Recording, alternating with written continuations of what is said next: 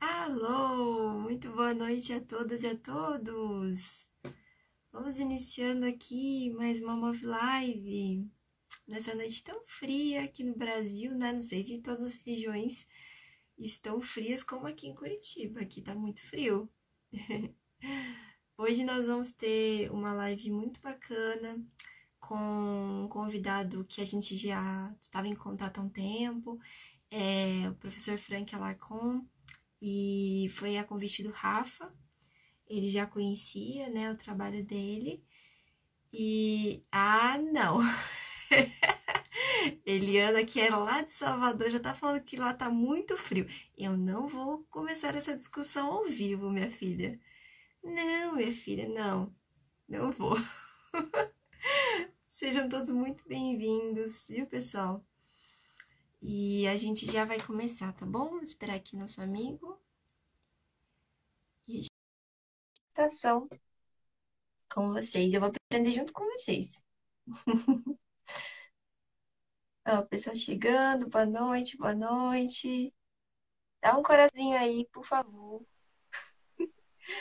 Olá, boa noite. Olá, Nath, como vai? Tudo bem? Deixa Eu eu me vou arrumar bem, aqui. eu vou bem, e você? Vou Deixa eu me bem, vou ajeitar melhor também. agora. Pronto. Você Tá muito consegue me ouvir frio bem? aí? Aqui tá. Consigo. Eu tô numa região serrana, então aqui está especialmente frio. Nossa, Mas eu tô região serrana acostumado da com onde? frio. De São Paulo? É, não, do estado do Rio de Janeiro. Do Rio de Janeiro. Ah, ali deve ser bem úmido, né? Toda a região serrana. Aqui no sul, então, chega a nevar, né? Na região serrana daqui. E eu tô em Eu acompanhei Curitiba. as últimas notícias. Curitiba, É. bonita cidade, gosto muito. Ah, é? Aqui esses dias chegou a fazer -3. Aí eu tava reclamando lá no grupo do Move, só que tem um povo que é lá do norte, do nordeste, que acha que tá fazendo frio, entendeu? E aí a gente acaba tendo essa discussão, né? Que Sei, fica, você não sabe o que que é frio. E eu não gosto exatamente. muito, então eu sou da praia, eu sou da cachoeira, então eu fico um pouco irritado no frio. Eu Mas, gosto ó, do frio, confesso. você gosta? Ah, Gosto. tem suas vantagens, né? Quando você pode se aquecer, mas aqui no Brasil, né, sem calefação, a gente sofre um pouquinho mais. É verdade. Mas olha, seja muito bem-vindo, viu? Foi um convite que o Obrigado, Rafa te Nath. estendeu e eu gostei muito do que eu vi do seu trabalho. Primeiro de tudo, gente, que ele é cofundador lá do Instituto Luiz Amel. Eu já fiquei babando, né? Porque eu, como estudante de medicina veterinária, todo mundo assim sonha trabalhar, estagiar por lá e deve ser incrível. A gente já só de acompanhar, né? De uma forma à distância, já percebe a importância do trabalho dela. E eu sou muito fã, adoro, adoro ela. Então você tem muita sorte de poder conhecê-la. Que bom, E que bom. pode. É um trabalho que, na verdade, nos deixa feliz a todos, todos nós que participamos, tanto as pessoas que trabalham na diretoria, como as pessoas que trabalham lá efetivamente, né? O Instituto Luiz Amel, ele é composto por um conjunto de diretores, de pessoas que tomam as decisões, discutem as estratégias, cada um no seu quadrado, né? Tem um Uhum, pessoal que cuida da parte administrativa, da parte logística, da parte de comunicação, da parte científica. Eu, por exemplo, eu estou responsável pela parte mais acadêmica, científica, e todos nós fazemos esse trabalho já há mais de 5 anos e é um trabalho absolutamente voluntário, ninguém recebe um centavo por isso. E aí uhum, todos nós trabalhamos assim em conjunto. A Luísa, evidentemente, é o nome do instituto, mas todos nós uhum, trabalhamos para tornar a vida desses animais um pouco menos miserável, né, com neste planeta. certeza. E estamos indo bem. A gente gostaria de ter muito mais capacidade, mas a Uhum. gente faz o pouco que a gente faz com todo amor e empenho possível. Ai, assim, isso dá pra ver, né? Ela e com certeza toda a equipe que tá por trás, né? É de uma devoção, é de um carinho, é de um ativismo, né? Assim, realmente na prática. E olha só, todo mundo aqui tá descendo elogios pra você, viu? Dizendo que você é Muito inteligente, gentil, incrível, todo mundo tá participando aqui. muito E gentil, a muito gente veio gentil. falar de ética da alimentação, né? Eu queria só deixar para o Uhum. pessoal um pouquinho do seu currículo, só para o pessoal te localizar, assim, né, na sua área de atuação. Você é bacharel em Ciências Biológicas pela Unicamp, mestre em Físico-Químico, muito inteligente, aqui não, né? Na USP, que eu também sou da USP. PhD, né, em bioética, ética aplicada e saúde coletiva, pela a UF, né, do Rio de Janeiro. É graduado em filosofia e medicina veterinária. Então, assim, Não, muito bacana. estou fazendo graduação. Estou fazendo Ah, graduação. desculpa, graduando. Eu errei o Isso, Nzinho, graduando, sem isso. problema. Medicina Logo veterinária. serei, logo serei. Ih, você tá em que período?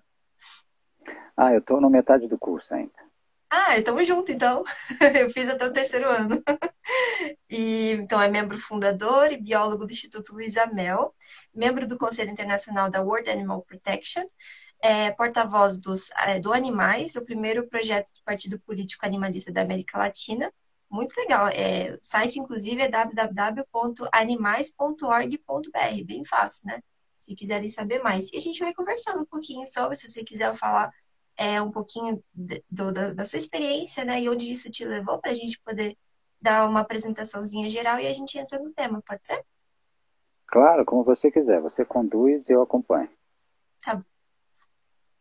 Então, um pouquinho assim do que você está vivenciando enquanto você é biólogo, né? Você estava falando um pouquinho do Instituto Uhum. Luiza Mel, mas esses outros, né, de membro, porta-voz, como que você chegou nesse patamar, Tá. assim? Bom, eu esse ano faço 48 anos, daqui a um par de meses, mas eu estou envolvido com a luta por direitos aos animais desde a minha adolescência, desde a minha infância, para ser bem sincero. É uma coisa assim que eu carrego comigo.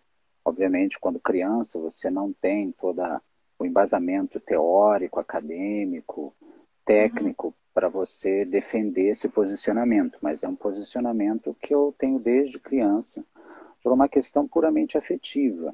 Eu nunca consegui aceitar muito bem a ideia de que aqueles com quem eu convivia, aqueles que eu entendia como diferentes, porém iguais em direitos, o direito à vida, o direito ao bem-estar, o direito à alegria, o direito de não sofrer, eu não entendia como é que, de repente, a violência praticada contra eles, o abuso praticado contra eles era uma coisa normal, era uma coisa que era praticada de forma absolutamente indiscriminada. Isso aconteceu quando muito pequeno, quando certa vez eu olhei para o prato de comida e me dei conta. É engraçado, porque você, uhum, a princípio, não se dá conta, você é educado para não se dar conta, mas quando você percebe que o que você tem no prato, à sua frente, é um pedaço de alguém, você de repente começa a pensar assim, mas espera aí, quem é esse alguém? Quem foi esse alguém? Por que existe alguém morto diante de mim? Será que isso é necessário? Por que isso acontece com alguns alguéms e não com outros indivíduos? Né?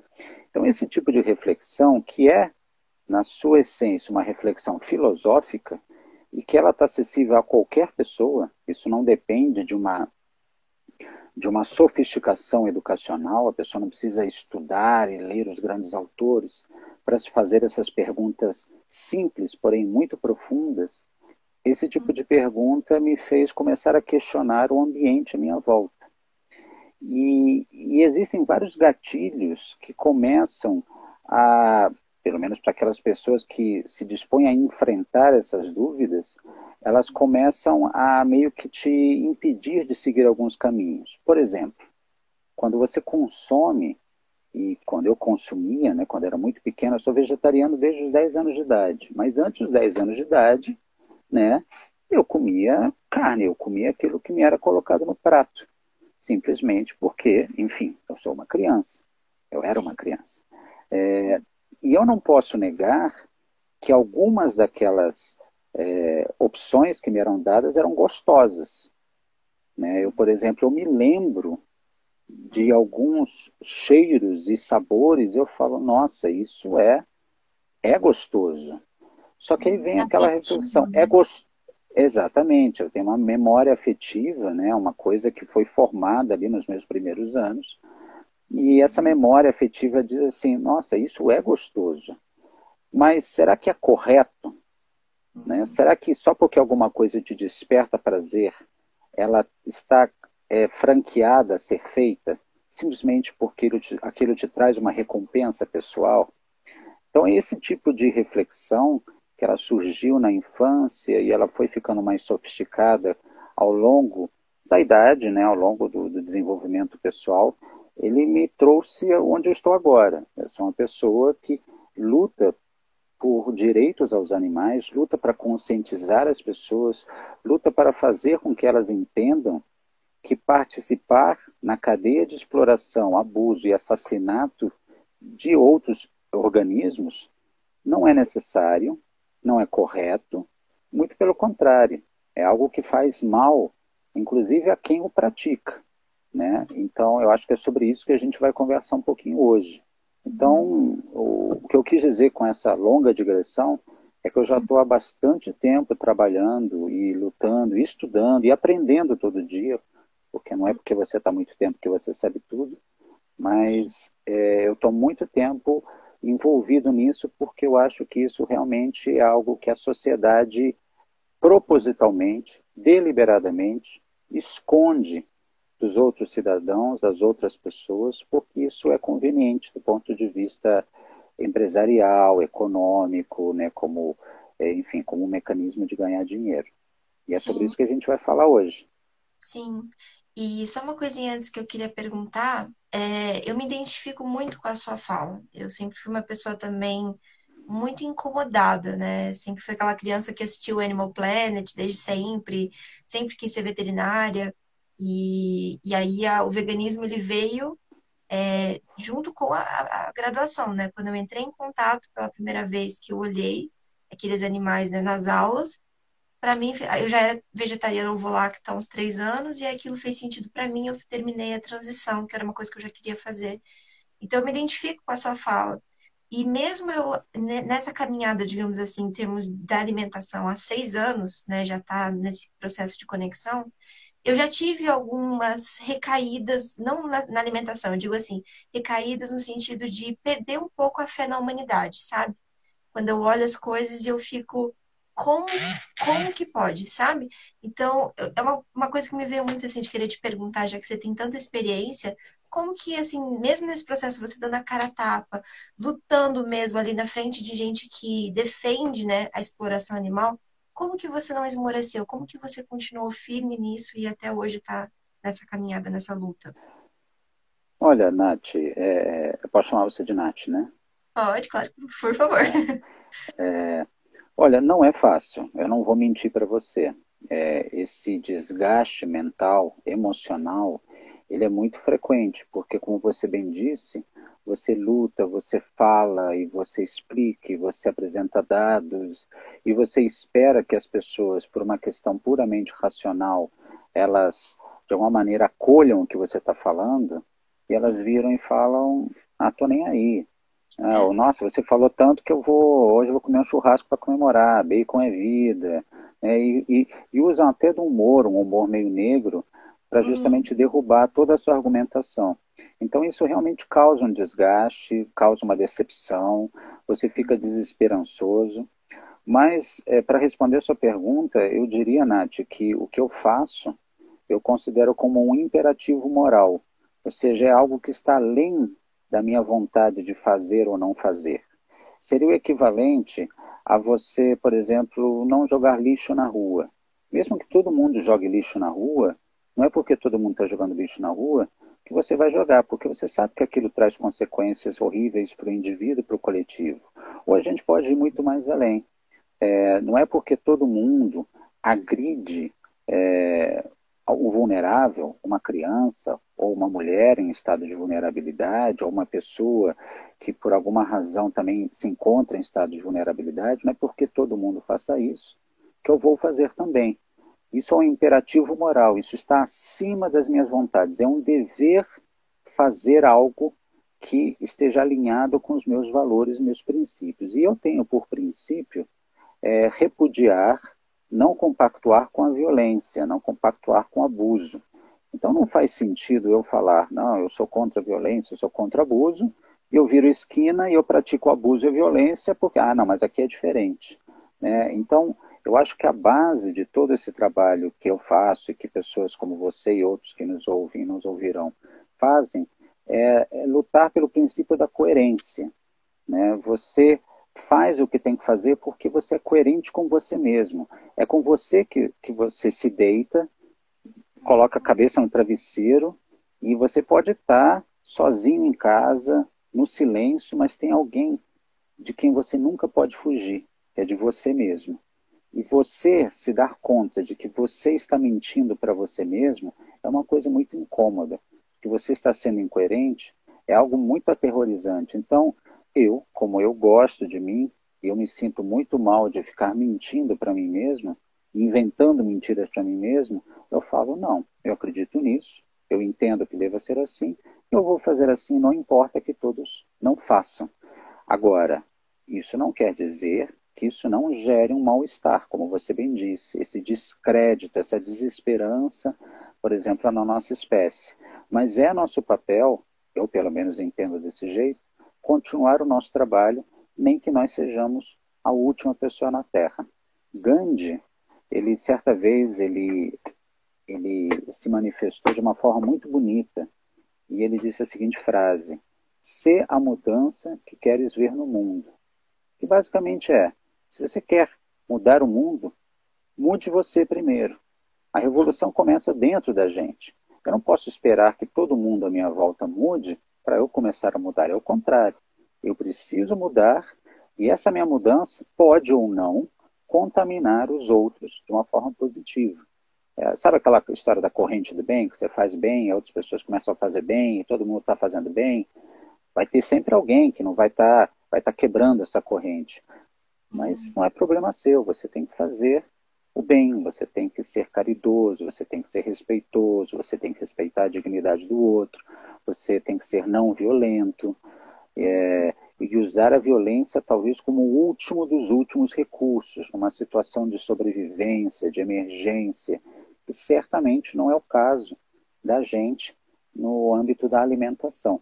Nós nos alimentamos, aqueles que podem, pelo menos 3 vezes ao dia, e nessas Uhum. 3 vezes ao dia, as pessoas, de um modo geral, escolhem participar de uma cadeia altamente violenta.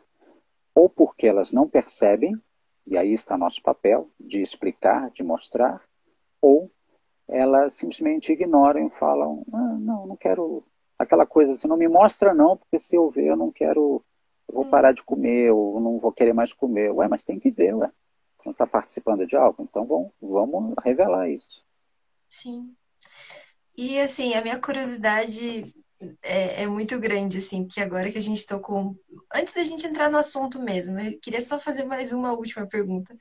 Claro, Como que você lida sendo estudante de medicina veterinária? Porque para mim é muito difícil. Olha, as coisas que a gente tem que é, passar, apresentar um trabalho que a gente tem que. Eu já tive situações assim de uma disciplina de exploração animal, você precisar apresentar um trabalho em que você tem que fingir que é um consultor, né? Prestando um serviço para uma fazenda de leite, por exemplo. E aí você tem que se colocar nessa posição de explorador do animal. E eu tive muito surto, muita crise, assim. E como que você lida? Eu sei que você tem mais maturidade, claro, pela experiência da vida, mas que conselho você poderia me dar e dar para outras pessoas que também estão sentindo isso? olha, primeiro que os cursos de veterinária cada vez mais se assemelham a um curso de zootecnia, onde os animais são vistos como meios de produção e de gerar receita. Essa é a natureza da zootecnia. O zootécnico, a pessoa que estuda zootecnia, ela estuda maneiras de tornar o animal mais produtivo, de você ganhar mais dinheiro às custas dele, e do tipo, o animal é uma coisa, um produto, é um objeto para ganhar dinheiro. O médico veterinário deveria ser aquele que deveria se preocupar com o bem-estar dele, em tentar afastá-lo de moléstias, de entender o seu comportamento e assim por diante. Vamos usar o exemplo do médico humano. O médico humano deveria cuidar das pessoas, o médico veterinário deveria cuidar dos animais. Seria muito estranho você ver um médico humano que se aproveita do seu conhecimento para explorar um outro humano, né? Vamos imaginar uma situação bizarra, fictícia, mas que existiu há 130 e poucos anos atrás, que era o mundo da escravidão humana. Imagina que Sim. eu fosse um médico de humanos e eu usasse os meus conhecimentos para abusar de maneira mais eficiente do meu escravo humano. Não fica meio estranho? Pois é Exato. isso que acontece na medicina veterinária. É Como é que eu verdade. lido com isso? Bom, primeiro que existe um princípio constitucional que obviamente está acessível a todos os brasileiros, que é o da objeção de consciência. Se você é confrontado com algo que causa objeção a princípios e valores seus muito profundos, você pode reivindicar ao seu tutor, professor, quem quer que seja, uma maneira alternativa de provar o seu conhecimento, sem praticar aquilo que te causa desconforto, né? Eventualmente, porque na veterinária você tem que manipular animais. Se você Sim. manipula os animais visando a sua cura, sua melhora, o seu bem-estar, tudo bem, é uma questão. Agora, se você tem que ser confrontado a manipular um animal para lhe causar um mal, para lhe provocar um desconforto, Sim. não faz muito sentido. Você não precisa machucar alguém para aprender que aquele ato gera dor ou desconforto. Então, a objeção de Uhum. consciência é uma ferramenta. Agora, no meu caso, eu resolvi fazer medicina veterinária justamente para poder revelar, né, para poder estar dentro da categoria e poder revelar tudo aquilo que a própria categoria não revela para a sociedade. O meu Exato. objetivo aqui é chegar e desnudar o mundo da medicina veterinária e da exploração dos animais para a sociedade. É como se a minha pretensão é ser tipo o O Mister espião. M. Não sei se É, o você espião. é exatamente um insider, né? O Mister M era aquele cara que sabia fazer as mágicas e depois falava, olha, essa mágica se faz assim. Então, é por isso que eu, de certa maneira, eu respiro fundo, engulo e falo, Frank, tenha paciência. Se não tivesse eu aqui nesse lugar, seria um outro aluno que estaria participando. Então, eu evito, obviamente, participar das coisas que me violentam, mas o meu objetivo aqui final é outro. É, não é, a minha intenção não é abrir uma clínica veterinária e fazer isso. Uhum. Talvez eu viesse até a fazer isso, mas dessa maneira eu tenho um objetivo final. Por isso que eu aguento um pouquinho mais. Nossa. E pra gente, né, que é mais novinho, tantas vezes eu quis falar, né, eu quis tentar, mas não dá, né, porque aí você parece que vai criar uma situação com o professor, com a turma, então eu sempre, assim, evitei, sempre fiquei na minha, e isso que é pesado, porque a gente vai juntando, se não fosse pelo móvel, eu não sei o que seria, porque o móvel é o lugar onde eu posso falar, expressar, eu falo, gente, eu quero desistir, às vezes eu quero desistir, porque é a profissão que Olha, mais explora os animais. É bem não, eu pesado. entendo perfeitamente a sua dor. A sua dor é genuína e é compreensível quando a pessoa ela se vê é, inibida de falar aquilo que sente, daquilo que acredita. Eu respeito aquela pessoa que não se pronuncia, não confronta o sistema, porque é muito violento, é um indivíduo contra um sistema. Por outro lado, eu acho que com o tempo, e isso varia de pessoa para pessoa, eu, por exemplo, já tenho um perfil mais combativo. Então, eu não digo que isso seja uma qualidade, já me meti em muitos problemas e já me causou muitos problemas também. Eu, por exemplo, sou das pessoas que fala. Eu chego e falo, olha, isso está errado, isso não é correto, vocês já pensaram nisso? O que eu aprendi com o tempo, e eu acho que isso é da trajetória de qualquer pessoa, né, vai aprender isso mais cedo ou mais tarde, é que existem formas e formas de você se posicionar. Sim, Existem formas e formas de você ser firme, porém não ser violento ou não ser agressivo. Que é diferente ser firme e ser violento. Eu posso chegar para você, Nath, e falar assim, não, Nath, sou eu que estou certo porque tal, tal, tal, tal. E talvez eu esteja certo, mas a maneira como eu me coloco sim, faz você esquecer totalmente os meus argumentos e você só pensa na reação, né? Tem esse cara me agredindo verbalmente.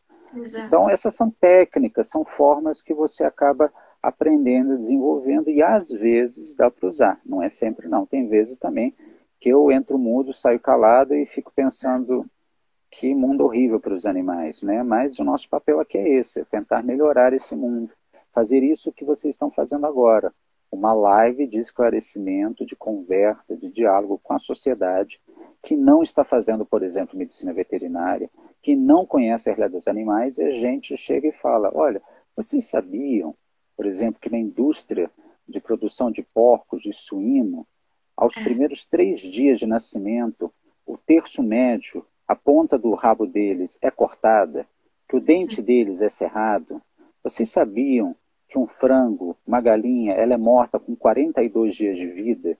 Vocês sabiam que um boi, ele vive mais ou menos 24 meses, porque após esse prazo ele já está indo para a fila do abate? Será que as pessoas que estão nos assistindo, que nos assistirão, elas têm noção dessas coisas? Talvez não. E o nosso papel aqui é justamente entregar a informação para que elas possam fazer uma reflexão. Perfeito, Frank. Obrigada por trazer um pouco de consolo nessas palavras. E eu, graças ao MOVE, aprendi a CNV e estou estudando o Marshall, né, da comunicação não violenta, e pretendo voltar às aulas presenciais. Se tiver que falar, já tenho as ferramentas. Antes eu não tinha, né? Antes da pandemia eu não sabia, não conhecia, então eu ficava quieta. E também no online eu não tenho nem como, assim, né? Às vezes se expressar adequadamente. Então, vamos ver, né? Quando voltar no presencial, como é que vai ser. Mas vamos entrar no assunto. Chega de chororô da nossa live, que é sobre ética da alimentação. E eu estou muito curiosa para saber um pouquinho, porque foi uma sugestão que o Rafa me deu, né, para te convidar para esse tema em específico, porque você fez uma palestra já e ele gostou muito. E eu acho que, primeiro de tudo, para as pessoas que tem muitos que nos ouvem pela primeira vez ou estão começando, né, a estudar esse tema, queria que você me dissesse o que que é a ética, definisse primeiro o que que é a ética e a gente entra na ética da alimentação. Perfeito.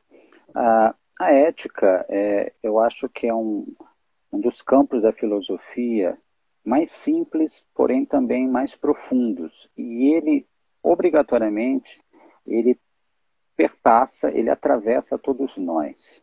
Eu vou dar uma definição de ética, existem várias, mas eu vou dar uma definição que é simples e eu acho que é muito fácil de trabalhar em cima dela. Ética é uma reflexão filosófica sobre o fundamento da ação. Então vamos lá. A ética é uma reflexão filosófica sobre o fundamento da ação. O que é uma reflexão filosófica? A filosofia, basicamente, a gente pode usar esse termo nesse momento, é a arte de você pensar sobre o pensar. Por que as coisas são desse jeito? Por que existe o nada? Por que existe algo? Por que eu devo ir para aquele lugar e não para cá? A filosofia é o trabalho de pensar sobre o ato de pensar. Então, uma reflexão filosófica que se dedica a pensar sobre o fundamento de uma ação. O que é um fundamento? Vamos pensar numa casa. Você construir uma casa, você primeiro precisa fazer a base, o fundamento daquela casa, porque senão aquela casa desmorona. Toda ação tem um fundamento. Quando eu decido não pegar algo que não me pertence, eu estou num determinado lugar, vejo um objeto lá que, sei lá, por algum motivo eu me afeiçoo. Eu falo, opa, vou pegar esse objeto. Mas antes eu paro para pensar, mas ele não é meu. Será que é de alguém? Será que eu vou estar subtraindo alguma coisa que é importante para alguém? Será que eu devo pegar alguma coisa que eu gostei só porque eu gostei? Então, todas essas reflexões, elas são reflexões que agem sobre o fundamento do ato de pegar alguma coisa que não me pertence. Então, a ética basicamente é isso. É o ato de pensar sobre o que eu vou fazer. Será que eu vou fazer alguma coisa? É certo ou errado? É bom ou mal? Todas essas reflexões, todos esses raciocínios, é a ética. E a ética, ela não é algo que apenas vive e acontece na nossa cabeça. A ética, ela se torna real quando ela vai para o mundo real. Não adianta eu ficar fazendo uma série de elucubrações e pensando se é certo, se é errado, e na hora de praticar a ação, que está correspondente a essa reflexão, eu ignoro tudo que eu pensei. Imagina, vamos voltar ao exemplo do grampeador que está numa mesa, eu estou num lugar que eu trabalho, tem um grampeador que é da empresa, não é meu, e eu estou pensando em levar ele para casa. Vamos imaginar esse exemplo. Eu começo a pensar, poxa, mas é da empresa, não é meu. E se alguém me ver? Se alguém pegar? E se alguém depois me dedurar? E depois se alguém, sei lá, um dia eu esquecer e falar isso numa reunião? Não é correto, né? Eu vou passar vergonha. Mas antes de passar vergonha, eu tenho dinheiro para comprar um grampeador. E se eu não tenho, eu vou economizar para comprar um grampeador. Enfim, aí você pensa um monte de coisa. Aí depois que você pensa um monte de coisa, você vai lá e pega o grampeador do mesmo jeito e leva para casa. Adiantou alguma coisa essa reflexão? Não. Então a ética, ela é, na verdade, uma prática mental que está acessível a todos nós, mas que ela só é finalizada na prática. Isso significa que a prática precisa estar alinhada às reflexões. Não adianta nada, né? Eu pensar uma coisa e fazer outra. Então, isso é ética. Uma reflexão filosófica sobre o fundamento da ação. Que massa. Ó, o Rafael até colocou aqui, pensar sobre o que fazer e também sobre a sua consequência perante terceiros, no caso dos animais. E aí que entra o campo da ética da alimentação, né? O que seria a ética aplicada à nossa alimentação? Isso. Agora que entendemos, o Rafael ele foi preciso na sua frase, agora que entendemos que a ética é uma reflexão sobre aquilo que a gente vai fazer, a gente começa a se dar conta que a ética, ela habita todas as nossas ações cotidianas, passadas, presentes e futuras. A ética jamais nos abandona. O tempo todo nós estamos pensando sobre o que vamos fazer, ou o que estamos fazendo, ou o que fizemos. E o que é a ética na alimentação? É o ato de pensar, de fazer uma reflexão filosófica sobre a alimentação. Então vamos voltar àquela história de que nós, os privilegiados, podemos nos alimentar 3 vezes ao dia. Será que a gente pensa de fato no que a gente está comendo? No que está por trás daquilo que está comendo? Né? Vamos dar um exemplo bem popular. Por exemplo, eu tenho aqui na minha frente, você tem uma caixa de leite de Ah, plantas, muito not bom esse milk, mesmo. né? Muito gostoso, inclusive. Experimentei com café, é É, muito bom. nossa, é uma delícia. E, obviamente, eu faço meu leite, no caso aqui eu comprei esse aqui para experimentar, não é propaganda não. Pode parecer que é jabá, mas não é não. Só que quando eu fui comprar esse produto, eu fiquei pensando assim, poxa, me disseram que é gostoso e tal, mas eu fiquei pensando, pô, mas essa embalagem Tetra Pak, ela depois demora muito para ela poder ser, vamos dizer assim, deteriorada de maneira sustentável, ecologicamente correta. E aí tem a questão da coleta seletiva, que ela não é muito bem feita na região onde eu moro. E aí eu pensei na tampinha de plástico, e eu fiquei pensando como é que é a produção desse leite. Será que as pessoas que trabalham nessa empresa estão sendo pagas de maneira justa? Será que não é um regime abusivo? E aí eu comecei a ver o preço desse produto e falar, pô, esse produto é bem mais caro do que se eu fizer em casa.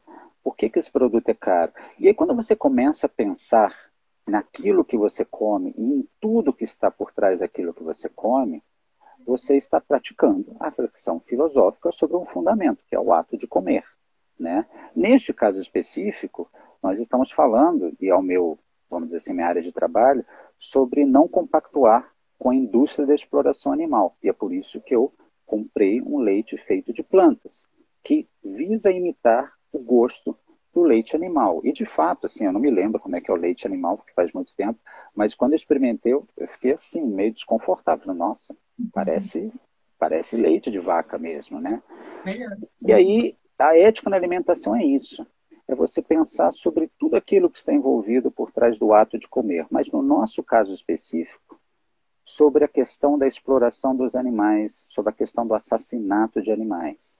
Eu vou te dar alguns números, Nath, e eu acho que esses números vão despertar algumas reflexões em você e em todas as pessoas que nos ouvem ou nos ouvirão.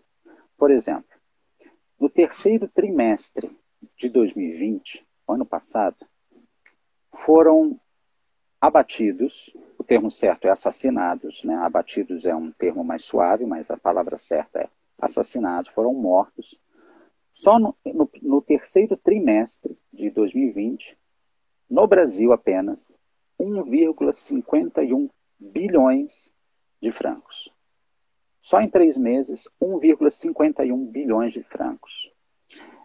No quarto trimestre, obviamente eles foram abatidos no quarto trimestre, no segundo trimestre, no primeiro trimestre, porque as aves são mortas todo dia, o ano inteiro no Brasil. No quarto trimestre de 2020, 12,10 milhões de porcos foram mortos.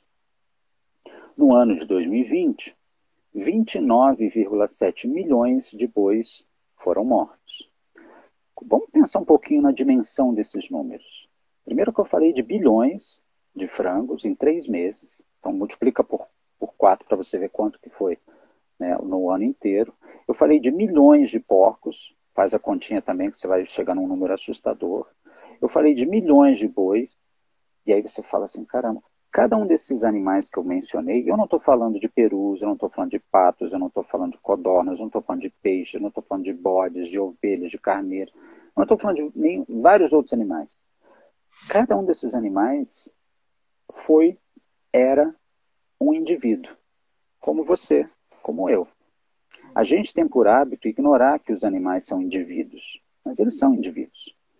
Eles vieram de uma família, alguns deles foram pais, alguns deles foram mães, alguns deles tiveram filhotes.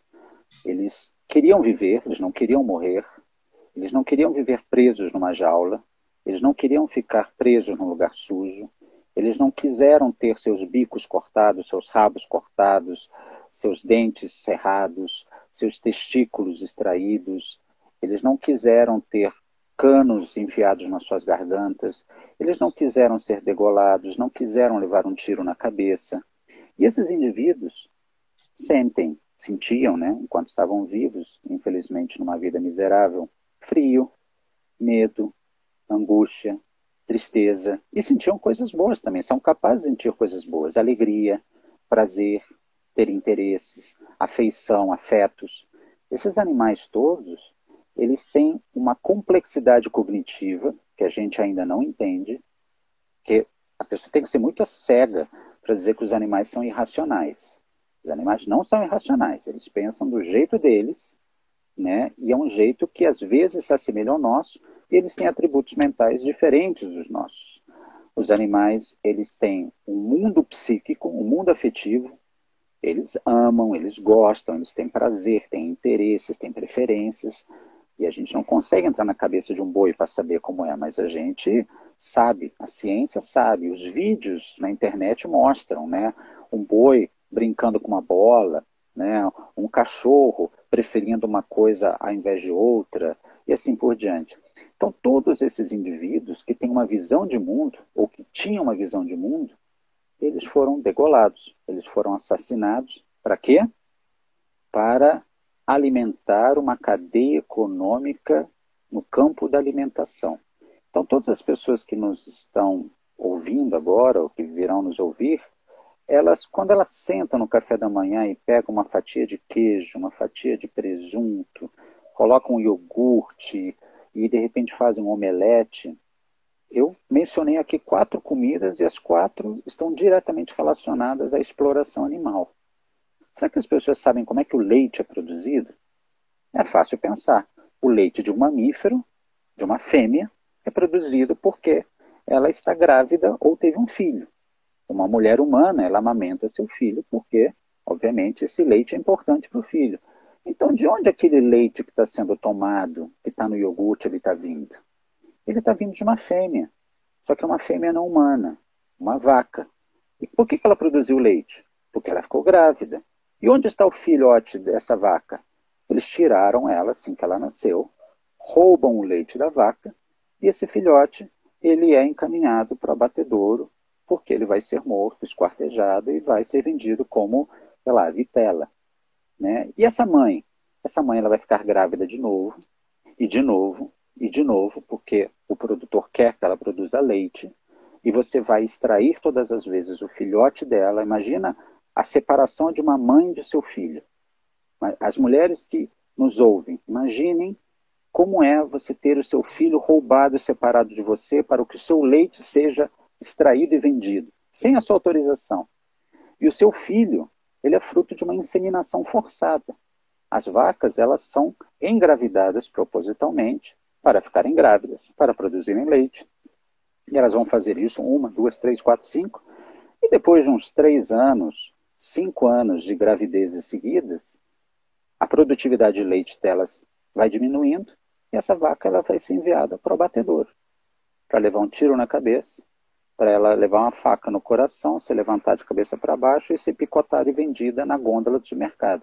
Então, você percebe que esse show de horrores que eu acabei de falar para você, que você já sabe, claro, você é estudante de veterinária, mas você percebe que esse show de horrores, ele dialoga muito com uma reflexão ética e ela está todo dia diante de nós, não de você, não de mim, porque nós não consumimos isso, mas de um modo geral das pessoas, elas não pensam nisso. Elas não param para pensar no que elas estão financiando. Isso é a ética na alimentação. Você pensar sobre as consequências do seu ato diante das suas escolhas. Quando você escolhe comprar 500 gramas de presunto, ou de mortadela, ou de peito de peru, você está dando dinheiro para alguém que lá na outra ponta está aprisionando, está reproduzindo, está maltratando esses animais, está matando esses animais para depois despedaçar esses animais e depois voltar para você na forma de um produto, né, amorfo, que é um bloco de peito de peru fatiado.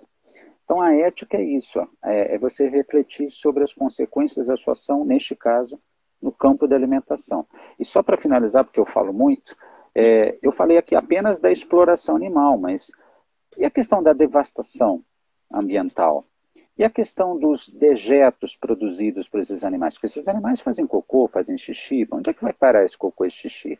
A gente não está falando de um animal, a gente não está falando de 100. A gente está falando de centenas de milhares, de milhões. Os galpões, né, que criam as aves poedeiras, que produzem ovos, cerca de 300 ovos por ano, né, são máquinas de produzir ovos. Essas galinhas também, depois que elas ficam produtivas, vai todo mundo pro gancho, vai todo mundo ser degolado. Todo mundo vira nugget, todo mundo vira, sei lá, o peito de peru. Esses ovos, eles são produzidos e essas aves são submetidas a baterias imensas e muito poderosas de antibióticos. Essas aves produzem material fecal em grande quantidade. O que é feito com esse material? Esse material é jogado no rio, é jogado num córrego, é colocado de uma maneira não tratada em outras regiões que vai favorecer a proliferação de micro-organismos, acidificação da água, né, nitrificação do solo. Então, a questão da alimentação ela tem íntima relação, por exemplo, com a devastação ambiental. Mas a gente pode ir além. Como é que será que os trabalhadores dessa indústria trabalham? Será que eles são bem pagos? Será que é insalubre o ambiente onde eles trabalham? Será que essas pessoas elas não enfrentam também problemas mentais por estar o dia inteiro degolando animais, matando animais e jogando eles de um canto para o outro? Será que essas pessoas elas trabalham durante muito tempo nessa cadeia sem sequelas, tanto psíquicas como físicas? Tem um documentário muito bom no YouTube, é brasileiro, é de 2017 ou 2016, se não me engano, se chama Carne e Osso. É um documentário carne e osso. Ele não é sobre direitos animais. Definitivamente não é. Mas ele, do começo ao fim, ele mostra a realidade das pessoas que trabalham na indústria frigorífica. Então, para as pessoas que lutam por direitos humanos, para as pessoas que lutam por equidade, né, por respeito ao cidadão, por justiça no trabalho, elas deveriam ver esse documentário e falarem, cara, eu não quero participar mais disso, eu não quero financiar isso. Porque a pessoa, quando abre a carteira e vai no supermercado comprar, ela está financiando. Tem um pecuarista, tem uma pessoa de granja lá na outra ponta que está dizendo, opa, vendi mais um lote de galinha. Esse mês eu vendi 500 toneladas de peito de peru. Opa, no mês passado foram 400. Então teve 100 a mais e as pessoas estão gostando. Vamos criar mais peru. E assim por diante. Então, esse documentário Carne e Osso, ele deveria servir para que as pessoas fizessem uma reflexão ética, uma reflexão filosófica de caráter ético sobre aquilo que elas estão patrocinando, financiando e, mais do que tudo, participando. Porque não é porque você não degolou o animal que você não está sendo mandante do crime. É tipo, por exemplo, vamos retomar o caso da Marielle Franco. Marielle Franco foi brutalmente assassinada junto com seu motorista. Alguém mandou alguém matar Marielle Franco, né? Aí prenderam a pessoa que talvez tenha disparado os tiros. Mas quem mandou? A gente está aí há mais de 1.200 dias sem saber ainda quem mandou matar. Nós, quando pagamos por um serviço que é violento, que destrói a vida de alguém, humano ou não humano, nós somos o mandante do crime. A palavra é forte, mas a verdade é essa. Então, a ética na alimentação é isso, é você pensar sobre aquilo no que você está participando. Uhum. Nossa, é muita coisa, Frank. Eu já sabia dessas informações, né? Mas quando a gente escuta assim, com essas palavras, né, de uma pessoa que já tem tanta experiência, isso que você falou também, por último, é engraçado, assim, porque a minha mãe, inclusive eu pedi papel para ela agora, porque eu não tava assim, as lágrimas estavam rolando, né? Faz 6 anos que eu não como carne, e 6 anos ela me apoia. E por 6 anos eu sempre, eu não forço nada, nunca forcei, mas eu sempre dou uns pitacos, sabe? Tipo, hoje amanhã eu vou fazer uma live de tal assunto. Ah, que assunto você fala? Fala, isso, isso, isso. Eu explico um pouco para ela. Ou, mãe, agora eu tive uma aula, foi muito pesado, o professor falou isso. Então ela sempre me apoiou e sempre viu que era errado, mas não tinha virado a chavinha.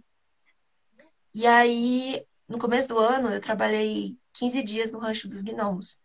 Tive a sorte de trabalhar lá e foi muito, muito enriquecedor trabalhar, foi incrível. É um Marcos, lindo lugar ali. A Silvia e o Marcos fazem um trabalho magnífico. sim, o Marcos e a Silvia, eles são perfeitos aí. E me acolheram como uma filha, foi muito bonito. Minha mãe foi me levar lá e quis ficar uns 2 dias para conhecer também. E numa tarde despretensiosa, a Silvia comentou com ela exatamente isso que você está falando. Ela falou, tava conversando sobre isso, a Silvia vai entrando no assunto, né? Minha mãe estava tomando café junto, ficou ouvindo. E ela falou: Você sabia que a gente encomenda a morte? A gente paga um matador de aluguel e aí a gente recebe de volta, né? Em troca do dinheiro, a gente recebe a carne, né? Do que a gente mandou matar. Em vez de a gente só, o mandante de um crime humano, a gente manda matar e pronto. A gente ainda faz pior, a gente manda matar e come a carne da E pessoa, come a vítima. da vítima. Nossa, e aliado a isso também foi falado essa coisa da escravidão humana, comparando, né? Que a gente antigamente, né, tinha essa questão de um estupro de uma mulher negra, né, e o filho bastardo, e tinha toda aquela questão, o roubo, né, de um filho que tinha que amamentar o filho da branca, né, e às vezes não podia Uhum. amamentar o seu próprio filho. Ela foi fazendo umas comparações, assim, e minha mãe começou a ficar muito chocada, e eram coisas que eu já tinha falado para ela, mas de alguma forma, naquele ambiente, com uma outra pessoa falando, virou a chave, fez a conexão. Então, minha mãe tá desde fevereiro sem comer carne vermelha. Ela não se Legal. forçou e foi uma coisa assim, as pessoas oferecem, chamam para churrasco e ela já não consegue mais ver, né, como um alimento, ela já vê como uma vítima. Eu sempre falo para ela, tá vendo, mãe, não é mais o que você comia, mas quem você comia. Então, Isso. ela tá se abrindo cada vez mais e eu também não tô forçando, eu sei que ela continua comendo frango, o peixe ela já não sente mais o cheiro, nunca gostou muito também. Então, aos pouquinhos também ela tem lúpus, aí eu falo assim, olha mãe, dá uma diminuída na questão do leite, por causa da inflamação que pode piorar. Então ela já diminuiu bastante, sabe? Mas aquele início assim que por 6 anos, na minha convivência, com o meu exemplo, não foi o suficiente. Talvez, na verdade, foi uma grande construção, eu consigo imaginar dessa forma, né? Uma construção, um preparo de um terreno, de uma terra que ficou fértil para uma outra pessoa colocar uma semente e aquilo frutificar, aquilo florescer. E eu acho que é isso que me dá esperança, né? De saber que outras pessoas vão passar por esse mesmo processo, como eu já passei, como minha mãe está passando, e vão se dar conta disso. Por mais que vai ser um processo, está sendo um processo gradual, a gente quer, né? A gente queria muito que isso acontecesse de uma forma um pouco mais acelerada. E eu tenho para mim que talvez o processo se acelere um pouco justamente pelas questões ambientais. Eu acho que a gente não, essa pandemia, ela tinha que ter servido para mais, eu acho, sabe? Uhum. Eu queria ter visto mais as pessoas refletindo sobre as causas da pandemia, eu não tô vendo tanto isso. As pessoas só querem a vacina para voltar à vida como era e não estão refletindo sobre por que que a gente chegou nesse estado, por que que só os seres humanos que foram afetados por um vírus e não outras espécies de animais. né? E o meu medo é que venha uma próxima pandemia, e eu acredito que vai vir, né, em relação às superbactérias que a gente tem visto, né? Talvez seja a próxima pandemia. E é muito triste, né? A gente, enquanto humanidade, coletivamente, ter que passar pela dor para a gente aprender que a gente precisa valorizar a nossa terra, que a gente está combatendo uma luta contra a nossa própria natureza e é uma luta suicida. É uma luta que vai Uhum. levar todos nós, porque o ser humano, ele depende da natureza para viver. A natureza não depende do Uhum. humano para viver. Uhum. Então, se a natureza quiser fazer assim, ó, e acabar com o ser humano, ela pode. E ela já está dando sinais disso, sabe? Só falta a gente aceitar que a gente precisa da mãe terra para viver e aprender, pelo amor de Deus, a valorizar esse planeta como ele é único. Quem sabe talvez parar de investir dinheiro em querer saber de vida fora do planeta, querer enviar missão para Marte, gastar bilhões de dinheiro nisso. E vamos limpar o Pacífico, que tem uma mancha de plástico. Vamos reflorestar os ecossistemas que a gente está destruindo. Vamos investir em ONGs, em preservação e conservação das espécies que ainda existem, que não foram extintas. É, e uma das coisas que mais me assusta é aqui no Brasil, na USP, você ter uma grade, a gente estava falando da veterinária, né? Você ter uma grade que 70% do curso é voltado para a exploração animal, e eu não tenho uma única na USP disciplina, seja optativa, muito menos obrigatória, que fale sobre animais silvestres. Quem quer trabalhar com animais silvestres tem que trabalhar no zoológico, tem que procurar estágio, tem que ir além da faculdade, fazer uma pós-graduação e não vê isso, sabe? Então, é difícil, é uma cultura muito, muito enraizada. Por isso que eu falei para você lá no começo, às vezes é muito difícil a gente não perder a fé na humanidade. Mas exemplos como o da minha mãe, que eu achei que nunca fosse fazer essa conexão, um dia fez. Então, a nossa esperança é que isso aconteça com mais pessoas cada vez mais, né? E que isso não acabe com o nosso planeta antes de nós, né? Olha, você mencionou várias coisas muito importantes, daria para fazer 20 lives, mas eu acho que você tocou em algumas palavrinhas que são chave, que é cultura, né? Sim. Cultura se muda. Teve uma época que os homens usavam cartola. Teve uma época que dois homens que, sei lá, não se entendiam no assunto, duelavam até a morte. Teve uma época que a gente jogava cristãos em arenas com animais selvagens como diversão. Teve uma época em que nós escravizávamos outros seres humanos, né, segundo o nosso bel prazer. Teve uma época em que crianças, mulheres e outras etnias eram subjugadas simplesmente porque elas eram crianças, mulheres ou tinham uma outra cor, uma outra cultura. A cultura se muda. A cultura é um retrato de um tempo. Querer manter vivas algumas tradições só porque é cultural, se essas tradições elas violentam o outro, elas devem ser abolidas, sim. Elas devem ser reformadas, elas devem ser transformadas. Não é porque, mas é uma tradição, é tipo a tourada. A tourada é uma ação bárbara, violenta, onde um Uhum. animal é colocado ali dentro para ser violentado de todas as formas para a alegria de uma população. Ah, mas é cultural. Sim, mas é bárbaro. Você não precisa perpetuar Uhum. isso. Ah, quer ver uma tourada? Bom, já aconteceram 20 touradas, 20 mil touradas que estão filmadas, gravadas, ver. Ah, mas é melhor ver ao vivo, é melhor ver ali acontecendo. Bom, então vamos reconhecer que você está pouco se importando com as vítimas daquela situação. Você está querendo é o seu prazer. E eu acho que aí a gente chega no outro ponto que tem muito a ver com essa história bonita que você me contou. As pessoas, elas se deixam tocar, elas são transformadas cada uma de um jeito diferente.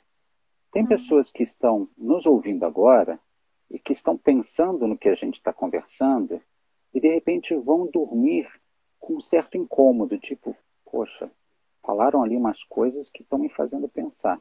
E de repente amanhã já vão se empenhar numa mudança real na sua vida. Tem outras pessoas que não vão mudar assim. Tem outras pessoas que vão mudar, de repente, vendo uma cena de violência dentro de um documentário de Sim. exploração animal.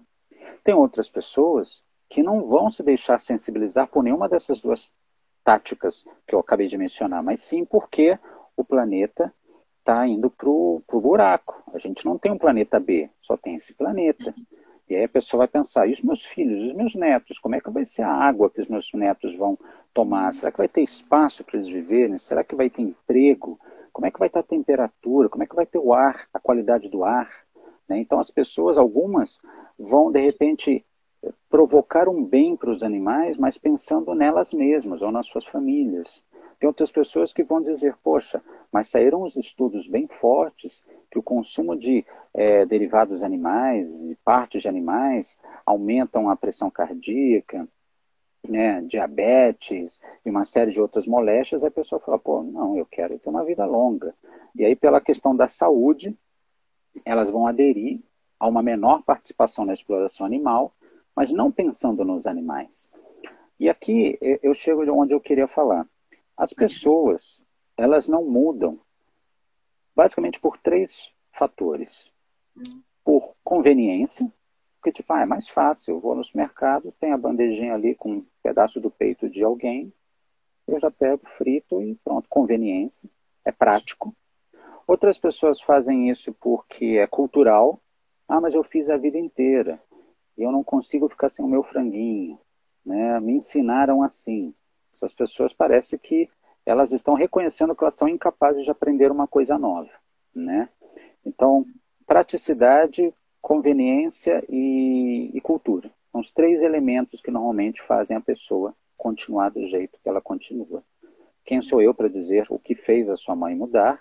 Mas quando ele ouviu, através de outra pessoa, dita de repente do mesmo jeito ou de um jeito diferente, algo que não tem como você desver, ignorar, aí ela começou a se sentir incomodada. Existe uma frase que eu uso sempre e que eu acho que ela é bem verdadeira, que é o seguinte: a consciência dói. Vamos pensar nessa frase. A consciência dói. Quando você ganha consciência de algumas coisas, você fica incomodado e você começa a refletir. E da reflexão vem mudanças, mudanças internas. Aí o que a maioria das pessoas fazem? Elas não querem refletir, porque elas sabem que elas vão enfrentar um desconforto. Então a pessoa não quer saber, né, de alguns detalhes daquilo que ela financia, participa, porque ela sabe que ela de repente ela vai ter que se confrontar com coisas incoerentes dentro dela mesma. A pessoa quer ficar na sua zona de conforto. Naquele filme Matrix, com Keanu Reeves e tal, tem uma determinada hora que o cara fala, olha, aqui tem uma pílula azul, uma pílula vermelha. Qual que você quer?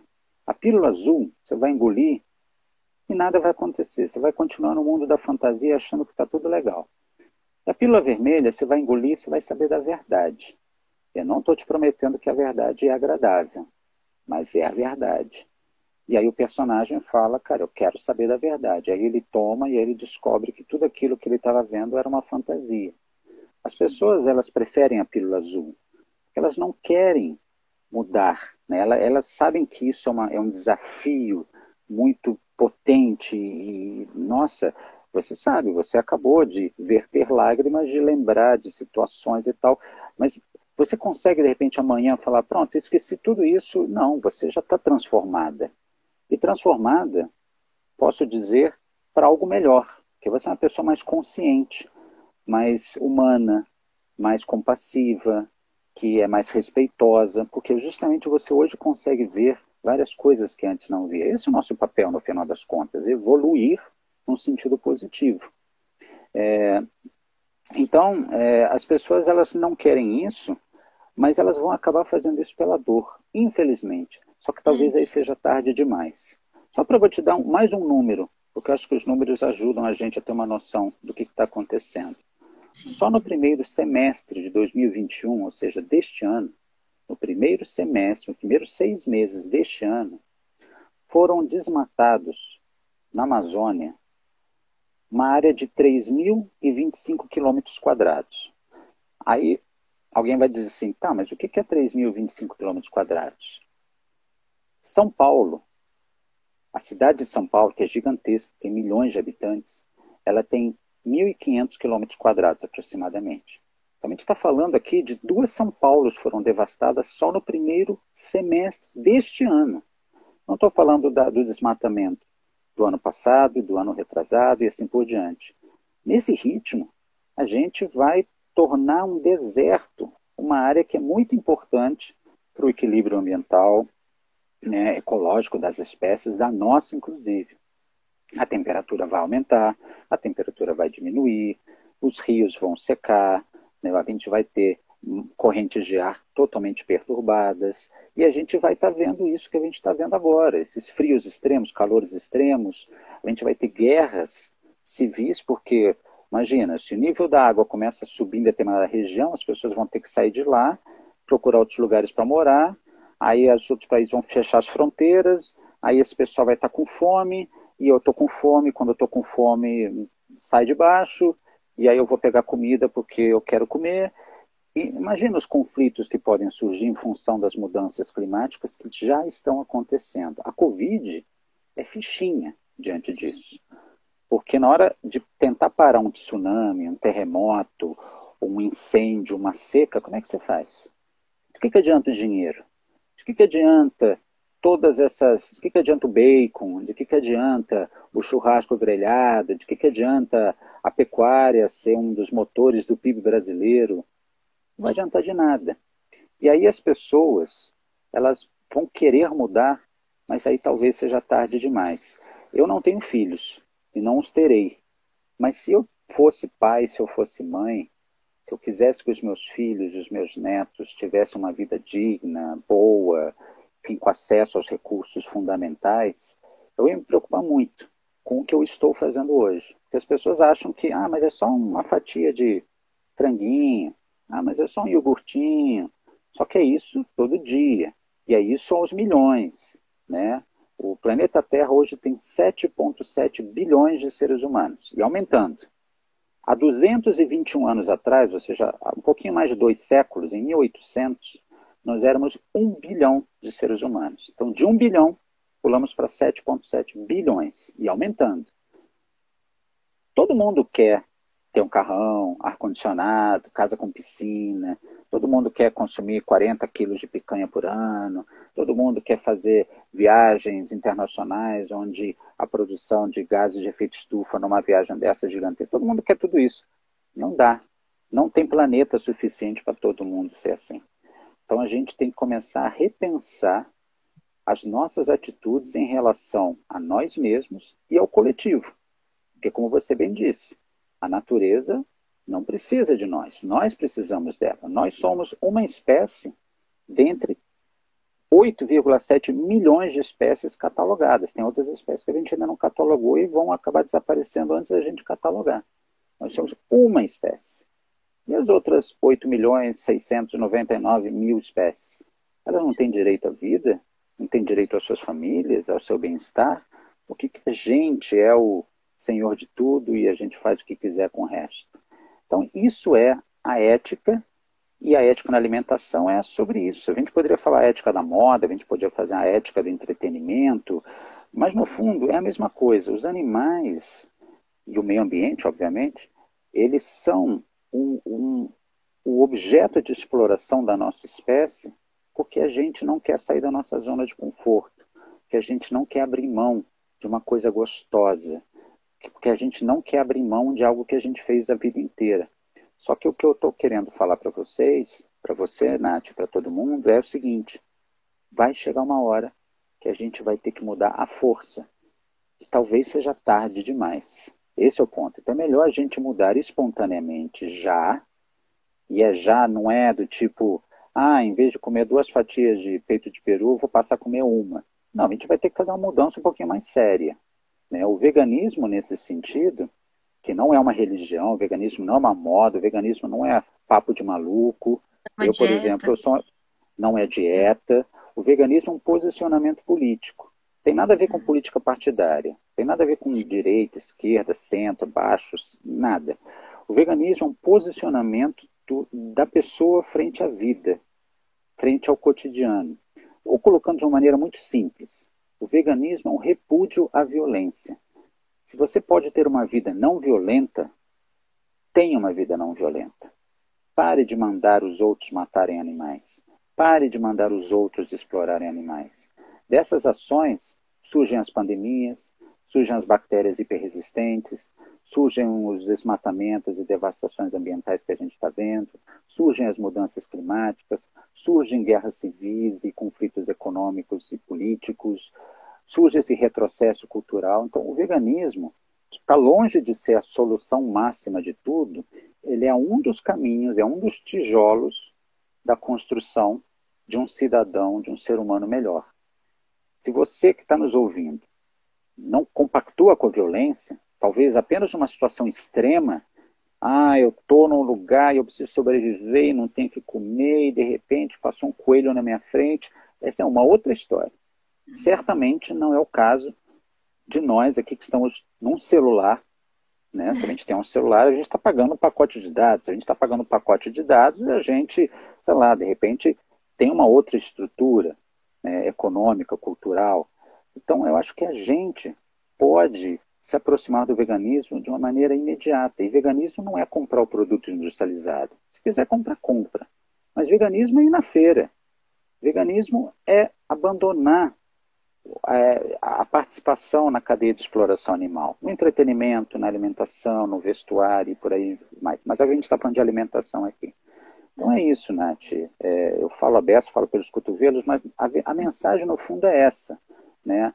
A gente não quer mudar porque a gente está confortável onde a gente está, mas vai chegar uma hora que o mundo, a vida, vai tirar a gente desse local confortável. E aí pode ser tarde demais. Eu fico imaginando que talvez a solução de tudo seja uma pandemia que a doença vem através do consumo de animais, sabe? Que aí ao menos não tem outra alternativa a não ser parar, sabe? Eu sinto que a gente tá. Tem tempo, né? Tem tempo, ainda dá tempo da gente escolher de forma espontânea, como você falou, mas em algum momento a natureza vai revidar e vai falar: vocês são um vírus, vocês são um parasita, né? O ser humano é um parasita do planeta e chega, né? Então, tomara que a gente consiga ter essa consciência antes. E a gente tá tendo muitos comentários, eu queria ler todos. Deixa eu ver se eu consigo pegar algum, só pra gente não ficar só nós dois batendo papo. Claro, claro, por favor. Deixa eu ver Se aqui. deixar, eu falo 20 horas seguidas. Deixa eu só dar uma olhadinha aqui. Tem o nosso padre Paulo César, gente, é um padre vegano maravilhoso, estava aqui comentando também.